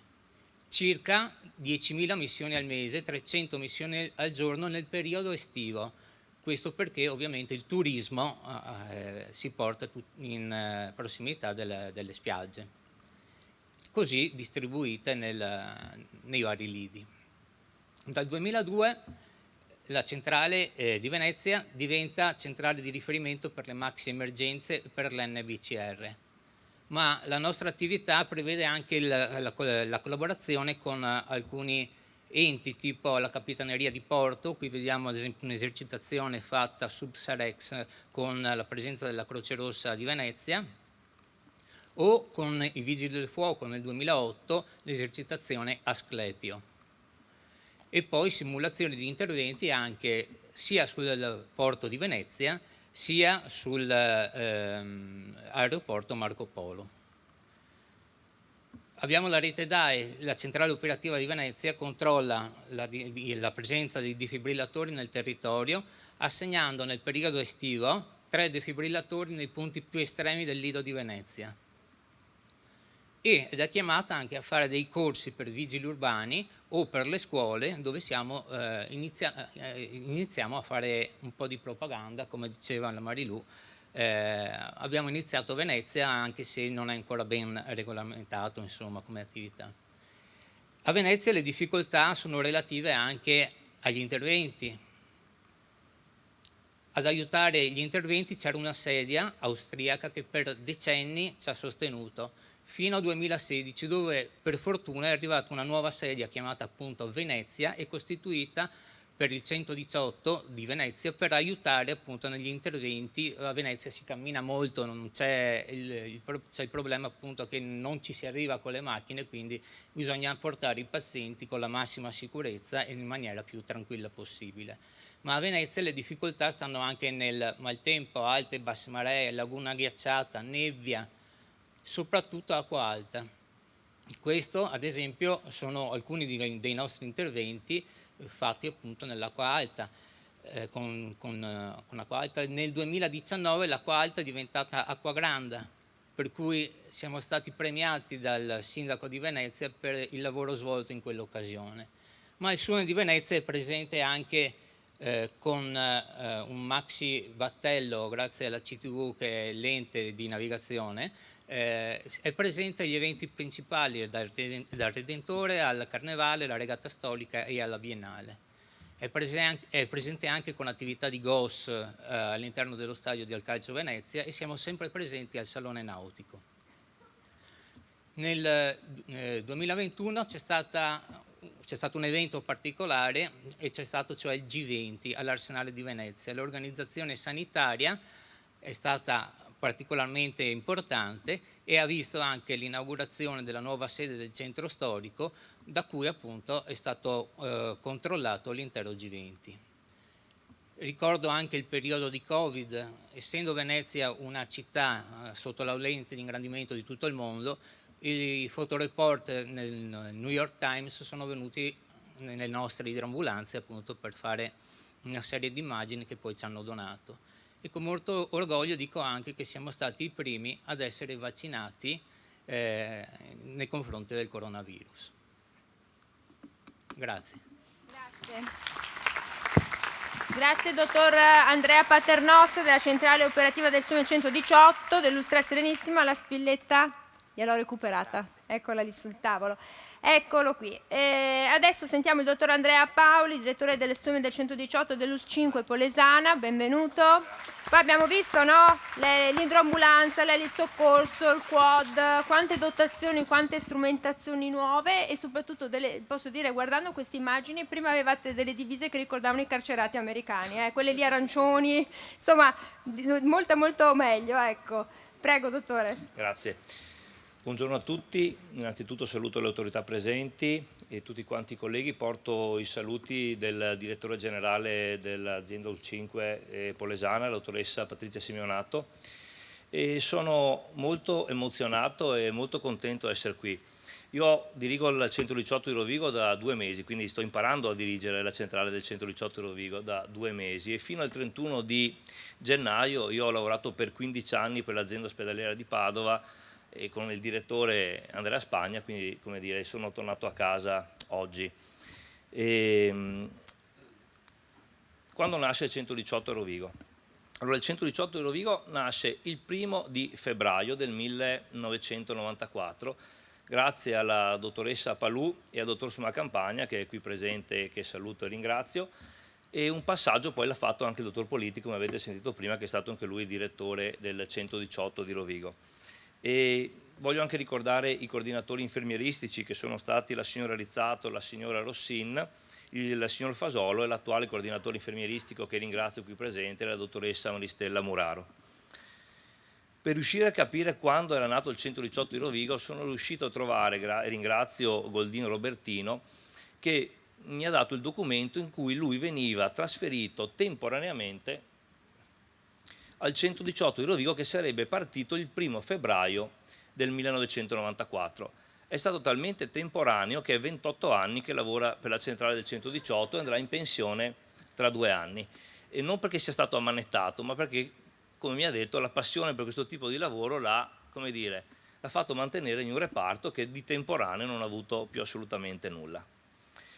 Dove siamo localizzati? Perché anch'io ho iniziato a fare le spese di una serie di attività e di collegamenti, perché non abbiamo solo la regione Veneto che confina con Rovigo, con 3 province, quella di Verona, di Vicenza Verona, di Padova e di Venezia, ma con 2 regioni limitrofe, che sono l'Emilia Romagna, che più o meno funziona come il Veneto, ma la Lombardia che non funziona proprio come il Veneto. Per cui la rete nostra si estende non solo nella regione ma anche extra regionale. Gli abitanti sono circa 230.000 della rete, con 50 comuni. Il più popoloso è Rovigo con circa 50.000 abitanti, abbiamo anche il comune di Calto che è il meno numeroso con 683 anime. È una provincia vecchia, in qualche maniera è una provincia vecchia la provincia di Rovigo. Ci sono però le presenze turistiche, il flusso turistico ovviamente aumenta, abbiamo l'isola di Albarella e la zona di Rosolina Mare dove anche noi vengono i nostri VIP, non faccio i nomi ma insomma li ricordiamo, e abbiamo un flusso turistico che aumenta, arriva fino alle 400.000 presenze durante la stagione estiva. Questi sono i dati del 2020 che abbiamo nella nostra centrale operativa. Allo stato attuale abbiamo 5 medici, 2 anestesisti rianimatori, un medico convenzionato e 2 medici in libera professione. Come dire, io ho bisogno di medici, grazie a Dio il direttore generale mi permetterà di assumere 4 medici che dovrebbero arrivare entro fine anno per riuscire ad aumentare l'organico. Abbiamo però 30 infermieri, 7 autisti di automedica e 17 autisti soccorritori di mezzi e attualmente in convenzione di Italia Emergenza. Poi abbiamo il coordinatore infermieristico e me.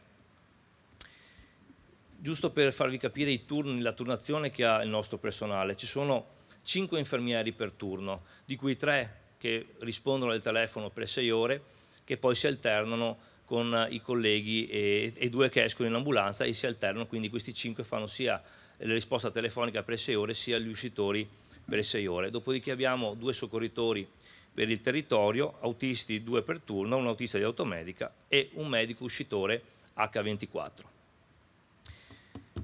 È molto lunga la provincia di Rovigo, sono circa 130 km e ci vuole quasi 2 ore per attraversarla da est a ovest, mentre da nord a sud i tempi sono decisamente differenti. Quindi le postazioni le potete vedere, abbiamo su Rovigo che quindi è hub di primo livello, abbiamo la nostra automedica e 2 ambulanze, abbiamo il pronto soccorso di Adria che ha un'automedica e 2 ambulanze, il pronto soccorso di Porto Viro che ha un'automedica e 2 ambulanze, poi abbiamo le postazioni che sono attualmente dei PPI di Trecenta e di Santa Maddalena e un mezzo a Castelmassa e 2 mezzi di soccorso BLS all'Indinara e ad Adria. E abbiamo ovviamente tutta quanta la stagione estiva con copertura lungo tutto il litorale che va da Rosolina Mare fino a Boccasette, passando dalla postazione di Porto Tolle. Ovviamente mi associo ai colleghi, anch'io ringrazio tutte le associazioni che sono queste, che vanno dai militi volontari della Croce Verde di Porto Tolle, la Croce Rossa, alla CIDAS, Crocevere di Adria, Blu Soccorso, Italy Emergenza, quindi non abbiamo solo il mondo del volontariato, abbiamo anche il mondo delle imprese e delle cooperative. E senza questi enti ovviamente faremo estremamente fatica a fare tutte le nostre attività quotidiane, che sono queste. Sono i numeri dal 2013 al 2021, ma come vedete le telefonate di soccorso sono decisamente aumentate, partiamo da circa 90.000 nel 2013 a circa 140.000 chiamate nel 2021, che hanno erogato questo tipo di interventi. Nel 2013 circa 20.000 interventi, per passare ai quasi 30.000 interventi nel 2021. Questi sono i numeri della nostra provincia. Io mi sono concentrato molto sul futuro, ne ho approfittato della presenza di tutte le autorità. Il futuro. Cosa vediamo nel futuro? La nuova centrale operativa che lo stesso dottor Rosi ha prima citato, dove la sede dovrebbe essere quella in fianco al pronto soccorso, e hanno già cominciato i lavori in realtà per quanto riguarda il pronto soccorso di Rovigo, l'ampliamento. Creare una rete provinciale omogenea. Allo stato attuale non abbiamo questa fortuna di avere una rete così omogenea, ma con il nuovo appalto vinto da Crocevere di Adria mi sento già un po' più sollevato, nel senso che le chiacchiere fatte in via informale mi fanno capire che tutti i mezzi che noi chiederemo di avere uguali in tutta la nostra provincia saremo, tra virgolette, esauditi, in modo tale che tutte le ambulanze di soccorso e le automediche abbiano realmente tutte la stessa attrezzatura, tutte le stesse apparecchiature, in modo tale che possano essere intercambiabili su tutto quanto il nostro territorio. Stiamo potenziando le piazzole e la rete notturna dell'Isoccorso, che temporaneamente è a Treviso. Ovviamente io ringrazio la dottoressa Ferramosca, ringrazio la dottoressa Zilio per il supporto, e non dimentico il dottor Biasiolo, comandante di Babcock Italia, che ci sta aiutando alla mappatura delle piazzole che già abbiamo e un'eventuale mappatura per nuove aree del soccorso. E prima di concludere, ovviamente faccio anche un pensiero, visto il litorale, visto le presenze turistiche e visto quanto ci mettono eventualmente altri elicotteri, quello di eventualmente l'elisoccorso nella fase estiva. Questo, insomma, come dire, è una cosa che ci penso, poi vedremo cosa succederà. Prima di ringraziarvi mi collego a quello che hanno detto i colleghi precedentemente: integrazione, omogeneità, flessibilità e umanizzazione del sistema. Non poche volte mi trovo non a scontrarmi, ma a ribadire che al centro dei nostri pensieri, per fare i ragionamenti anche di strutture e di integrazioni, deve essere il paziente. Quando noi mettiamo il paziente, i ragionamenti vengono molto più facili, se mettiamo invece altre cose all'interno dei nostri ragionamenti. E ho visto che portando il paziente non solo gli operatori si sentono molto più impegnati, ma in qualche maniera si sentono anche molto più motivati nel lavorare quotidianamente nelle nostre centrali. Grazie a tutti. Grazie dottor Andrea Paoli, ricordiamo direttore del SUME 118 del 5 Polesana da 2 mesi, ma insomma con tanta volontà. Speriamo che i desiderata, no? Tutti questi mezzi, queste cose arrivino. Poi quando verremo a fare la festa successiva di altri compleanni ci dice i VIP anche suoi, perché ho capito che le è rimasto un po' un sassolino nella scarpa sulla questione VIP, perché erano più belli quelli del Serenissimo. Ah, la Belen Rodriguez, lei, vabbè dai, insomma capisco, c'ha l'asso nella manica, pensa un po'. E adesso un altro Andrea, il dottor Andrea Spagni, direttore del SUME 118 dell'azienda ospedaliera universitaria di Padova. Diamo il benvenuto. Ecco, prego. Ha lavorato bene? Ha lavorato bene? L'ha mandato, è sicuro? Coscienza? Lavorato benissimo, in effetti i risultati l'ha si mandato, sono visti. No, è stata, devo riconoscere che è stata una perdita per la nostra centrale operativa, però è giusto così. È giusto così che ognuno faccia ovviamente la sua carriera. Niente, nella scaletta iniziale era scritto che avremmo parlato in ordine di apparizione perché la centrale operativa di Padova nasce per ultima nella regione Veneto. Questo è stato anche, direi, un vantaggio perché ovviamente non è che siamo partiti tanto dopo, però insomma abbiamo potuto beneficiare ovviamente dell'esperienza fatta dai nostri colleghi. Colleghi con cui siamo sempre in sintonia. Abbiamo la fortuna che forse a differenza di altre specialità della medicina siamo siamo in pochi, siamo in 7, per cui siamo in grado di sentirci spesso, confrontarci, crescere assieme e per cui sicuramente quando siamo partiti noi abbiamo beneficiato anche dell'esperienza fatta dai colleghi.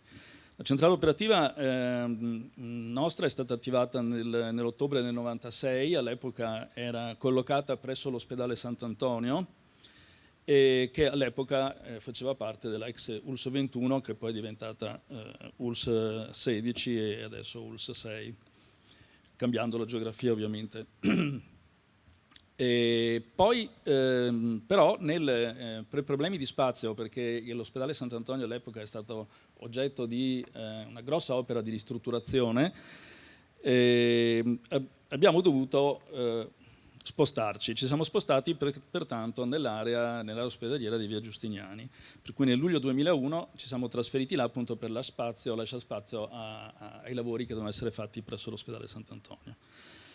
È rimasta però una struttura gestita dall'ULSS dal punto di vista amministrativo, però dall'aprile del 2015 è passata anche dal punto di vista amministrativo sotto la gestione di quella che allora si chiamava Azienda Ospedaliera di Padova, adesso si chiama Azienda Ospedale Università di Padova.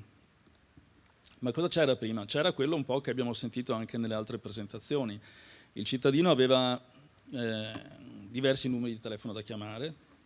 Le ambulanze potevano essere quelle degli ospedali, quelle delle associazioni di volontariato, per cui il cittadino chiamava o direttamente l'ospedale o direttamente l'associazione di volontariato. L'intervento col medico o l'infermiera occasionale e soprattutto tra tutti questi mezzi di soccorso non c'era nessun coordinamento, per cui era il cittadino che doveva andare un po' alla ricerca del mezzo libero, quale poteva essere il mezzo più vicino libero, oppure chiamava gli altri numeri di emergenza come il 113 se non sapeva chi chiamare. Però in realtà qualcosa si era fatto prima, come avete visto che è stato fatto nelle altre province. In realtà dal 1987 c'era una convenzione in essere tra l'allora ex ULSS 21 e la Piopera Croce Verde per l'attivazione di un SUEM sperimentale. Cioè cosa è stato fatto? In base a questa convenzione un medico dell'Istituto di Anestesia e Rianimazione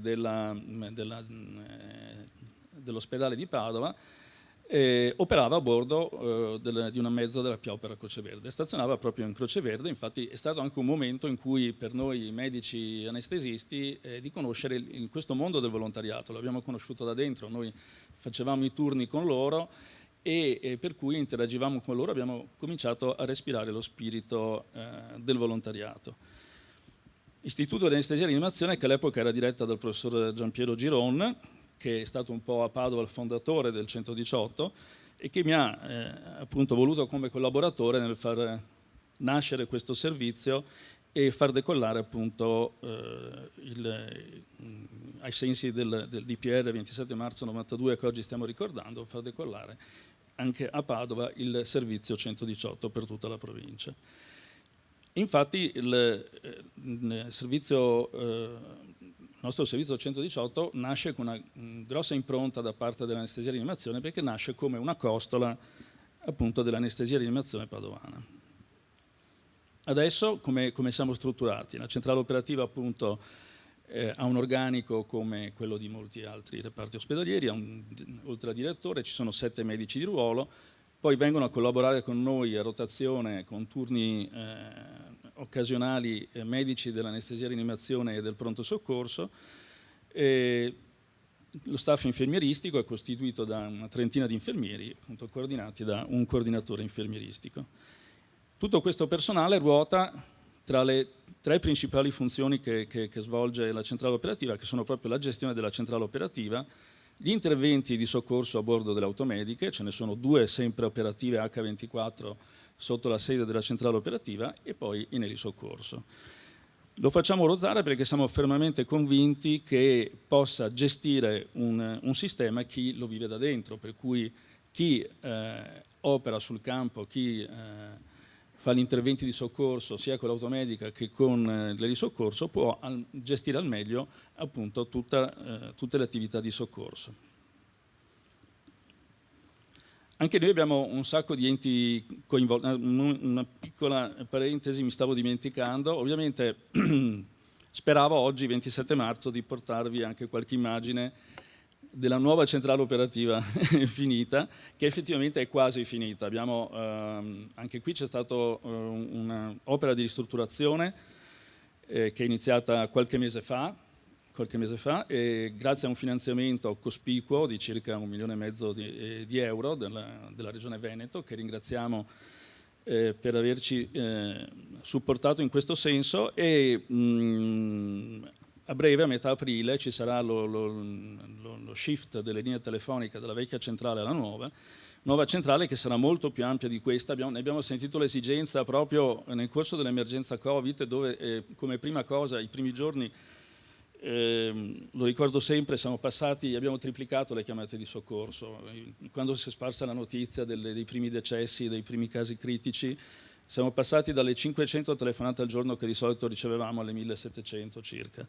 Per cui la prima cosa che abbiamo fatto, abbiamo potenziato le postazioni per dare risposta a popolazione che erano prevalentemente telefonate non tanto per la richiesta di un intervento, ma quanto di gente smarrita che, sentita l'esplosione dell'epidemia, non sapeva a chi rivolgersi. Dopo sono stati attivati i vari numeri di riferimento, numeri verdi locali, regionali, nazionali, e per cui poi la cosa si è un po' sgonfiata da quel punto di vista. Però quello di cui necessita una centrale operativa è appunto di questa possibilità di ampliarsi in caso di necessità. Noi normalmente abbiamo nella fase di punta 6 operatori, 6 infermieri in centrale operativa, più 2 medici, per cui in quel momento ne abbiamo dovuto aggiungere degli altri, si stava un po' strettini. Effettivamente questo ha dato una spinta alla necessità di ampliarci. Abbiamo acquisito nuovi spazi vicino alla vecchia centrale operativa, molto più ampi, che ci permette di arrivare a 12 posti operatore, divisi in 4 isole di 3, e questo ci permetterà non solo di lavorare meglio, ma anche appunto di espanderci in caso di necessità. Metà aprile, ripeto, faremo lo shift, lo switch delle telefonate, e passeremo dalla vecchia alla nuova. Poi l'investimento comporta anche la ristrutturazione di tutta la centrale operativa a tutti i locali, e anche noi potremo così disporre poi di una aula didattica, che è sempre molto importante, perché la formazione è sempre un punto centrale dell'attività sanitaria in genere, ma soprattutto anche nel campo dell'emergenza. Enti coinvolti, abbiamo visto il nostro mondo molto variegato, un lavoro di squadra, come è stato ripetuto più volte. Avevo tentato qua di fare una tabella tra mezzi e personale, ma non è facile, perché c'è un misto di intrecci tra mezzi di soccorso, personale che lavora a bordo, fasce orarie, per cui ho preferito raccontarvela in questo modo. Per cui abbiamo, oltre ai mezzi direttamente in carico l'azienda ospedale Università di Padova, che sono essenzialmente le automediche e il soccorso, vi sono dei mezzi di proprietà dell'azienda Euganea, dei mezzi di proprietà della Croce Verde di Padova, poi ci sono le associazioni di volontariato, la Piopera Croce Verde, ente storico che opera sul territorio di Padova, mi pare, qua vedo il presidente, quest'anno compie 108 anni, 109? Croce Rossa Italiana, che non ha bisogno di presentazioni, che però si è affacciata nel mondo del soccorso un po' più tardi a Padova, appunto prima di attivare il 118, come vi ho citato, collaboravamo soprattutto con la Croce Verde, e poi si è affiancata anche la Croce Rossa, che ha operato nella nostra zona di competenza.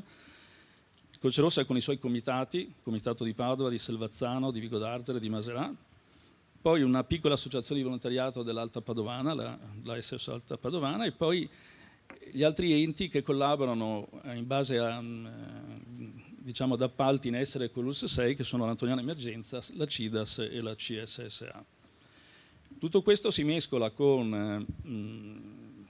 fa sì che insomma in una fascia oraria di punta noi nella provincia di Padova abbiamo la disponibilità oltre all'elicottero, di 3 automediche, perché ce n'è una attivata anche presso l'ospedale di Schiavonia, e 28 ambulanze. E a bordo di questi mezzi operano sia medici anestesisti che medici del pronto soccorso, medici dell'emergenza territoriale, infermieri, autisti soccorritori e volontari del soccorso. Quando parliamo di associazioni di volontariato non dobbiamo pensare solo a volontari, perché anche le associazioni di volontariato da qualche anno a questa parte si sono dotate di infermieri che operano a bordo dei loro mezzi. I volumi di attività nell'anno 2021 sono arrivate alla centrale operativa di Padova più di 186.000 chiamate, abbiamo gestito 84.000 missioni di soccorso e 5.300 trasporti secondari. In questo caso parliamo di trasporti secondari di pazienti critici, trasporti neonatali ed altri che dopo vedremo più nel dettaglio. Noi non gestiamo l'attività di taxi ordinario come altre province. Abbiamo parlato dell'elisoccorso. L'elisoccorso è stato attivato nell'estate dell'anno 2000. Questi sono gli elicotteri che ci hanno accompagnato in tutti questi anni, a partire dal primo che vedete in alto a sinistra, che era un elicottero piccolino ma che all'epoca veniva molto usato nelle attività di soccorso sanitario in tutta Italia, e poi via via gli altri, per arrivare all'ultimo che vedete a destra, che è la V169, che in seguito all'ultimo appalto aggiudicato con la gara regionale appunto opera nella base di Padova e dal luglio dello scorso anno. La base operativa è l'aeroporto Allegri e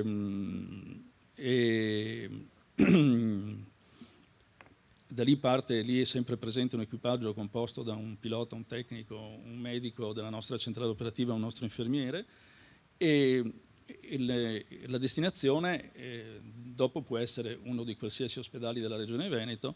Se viene verso Padova, appunto lo sbarco del paziente viene effettuato sulla elisuperficie che c'è sopra l'autosilos dell'ospedale, cioè di via Gattamelata di fronte all'ospedale. Cambiato elicottero, abbiamo fatto un passo avanti anche con l'addestramento del personale, per cui abbiamo iniziato anche le operazioni al Vericello, per cui nelle settimane successive all'acquisizione del nuovo elicottero abbiamo cominciato l'addestramento del personale, e da alcuni mesi il nostro personale è operativo anche per fare le operazioni al Vericello. L'elicottero nel 2021 ha fatto 542 missioni totali, 459 per soccorsi e 83 per trasporti secondari di pazienti critici tra ospedale e ospedale. Tra gli altri partner appunto che operano con noi quotidianamente, anche noi abbiamo il soccorso alpino. Ovviamente non abbiamo i volumi di attività che ci sono in territori classicamente montani come possono essere le nostre cime bellunesi, ma è un'attività che sta aumentando anno per anno, perché anche i nostri colleganei,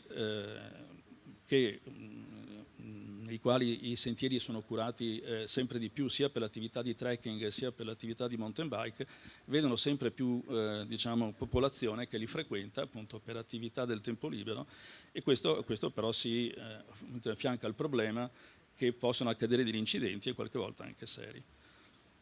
Vedete nel 2021 una ventina di interventi fatti congiuntamente tra i soccorritori del soccorso alpino appunto che accedono al paziente in ambiente impervio, e poi lo prende in carico il personale sanitario dei nostri mezzi di soccorso. Alcune peculiarità, questi erano i trasporti speciali che caratterizzano un po' la nostra provincia. Questi vengono fatti soprattutto con i mezzi della Croce Verde, con personale appunto dell'azienda ospedaliera di Padova, dell'azienda ospedaliera Università di Padova. Una delle attività più interessanti è quella del trasporto del neonato critico. Sapete che la Regione Veneto ha due poli di riferimento per il trasporto del neonato critico, che sono Padova e Verona, che grosso modo si dividono in due la regione, per quanto riguarda il polo di Padova il mezzo viene messo a disposizione della Croce Verde, e nel corso degli anni appunto sono stati affinati i dettagli in modo da rendere il trasporto il più confortevole possibile. A bordo operano medici ovviamente della patologia neonatale di Padova, e la parola trasporto io la ritengo un po' riduttiva, perché più che trasporto si tratta di intervento dove nasce il neonato critico. Spesso in questi casi la patologia neonatale viene contattata perché c'è un parto difficile in qualche ospedale della regione, per cui la prima cosa e proprio dare supporto, mandare personale altamente specializzato in questi ospedali per dare supporto al personale che sta operando in quegli ospedali e poi trasportare il neonato verso la patologia neonatale che ha posti liberi per accoglierlo. Padova poi, che ha una grossa attività trapiantologica, questa comporta il fatto che ci sono da gestire diversi trasporti connessi alle attività di trapianto. Pensiamo non solo a mandare l'equipe in altre zone d'Italia a fare il prelievo dell'organo, ma anche mandare i campioni biologici ai centri di riferimento per la tipizzazione, identificare i candidati a ricevere l'impianto dell'organo, e trasporto anche di organi che viaggiano da soli, non necessariamente con l'equipe che li va a prelevare, e tutta una serie di attività che devono essere svolte nel giro di poche ore e che impegnano molto la centrale operativa. La maggioranza di questi trasporti vengono fatti con mezzi terrestri, anche in questo caso con mezzi della Croce Verde, in altri casi vengono fatti con mezzi aerei, con voli dedicati, grazie a convenzione che la Regione Veneto ha fatto con una compagnia specializzata, e per cui l'equipe può essere anche inviata dall'altra parte dell'Italia o addirittura all'estero per fare il prelievo dell'organo. E poi ci sono i trasporti interospedalieri di pazienti critici, che erano quelli che dicevamo prima. Vedete, i numeri sono rilevanti, perché quasi 350 trasporti di neonati critici, quasi 350 trasporti connessi alle attività di trapianto. Questi ultimi veramente comportano un grosso impegno organizzativo per la centrale operativa. Anche con la Croce Rossa abbiamo delle attività particolari. Oltre alla quotidiana attività di soccorso, abbiamo momenti di contatto col Corpo Militare Volontario, soprattutto per le attività che riguardano le attività che svolgono i militari per il disinnesco di residuati bellici che vengono continuamente trovati, che possono essere di piccole dimensioni. Allora la parte organizzativa è anche, diciamo, abbastanza contenuta. Quelli di più grosse dimensioni comportano invece un impegno importante da parte del sistema di emergenza, perché spesso comportano evacuazioni di aree anche vaste, magari di una città, e per cui bisogna provvedere a identificare in queste aree vaste i pazienti che magari hanno difficoltà appunto a lasciare le loro abitazioni, e per cui bisogna trovare una collocazione perché ammalati, trasportarli verso le strutture individuate, organizzare i trasporti e poi riportarli a casa a fine dell'emergenza. Il corpo militare si occupa soprattutto della parte che riguarda l'assistenza agli artificieri durante l'attività di disinnesco. E poi anche il corpo delle infermiere volontarie, che oggi ho visto rappresentate qui, che sono state con noi soprattutto in attività correlate a manifestazioni. Quando ci sono manifestazioni di massa, appunto bisogna organizzare dei dispositivi che comportano anche l'impegno di molto personale, e in questo caso questo corpo ci ha dato una mano nell'organizzazione dell'assistenza sanitaria in queste manifestazioni. Questa è una di quelle in cui vedete il personale, giusto a sottolineare quello che è stato detto già dai miei colleghi prima, il concetto di squadra, il concetto di integrazione tra tutte le risorse che concorrono al mondo del 118, ed è questo un momento per ringraziare tutti della collaborazione e dello sforzo che tutti quotidianamente mettono nel garantire l'attività di soccorso alla popolazione, a partire ovviamente da tutto il mio personale della centrale operativa, medici, infermieri, tutto il personale volontario, tutti gli enti che collaborano con noi. Se alla fine di questa mia relazione ovviamente ci sarà un applauso, io sono solo il portatore dell'applauso, ma l'applauso va a tutto il personale che ovviamente lavora nell'ambito del 118. Grazie dell'attenzione.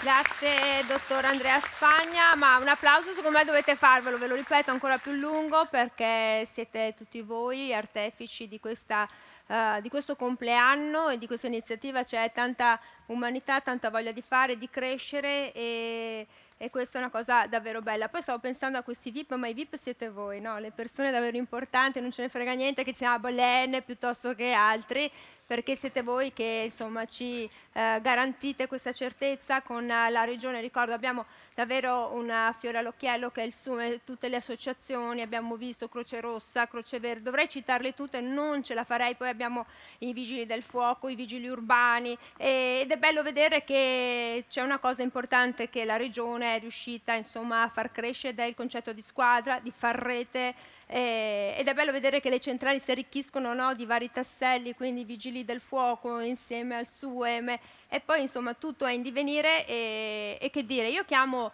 l'assessore che ci viene a chiudere, a salutare, l'assessore Emanuela Lanzarin, questi 30 anni giovanissimi, siete tutti giovanissimi, perché poi ho sentito l'età media di dov'era, cos'è il Polesio, 50 anni, ma cosa 50 anni, stiamo scherzando, bandito dire che abbiamo una popolazione vecchia.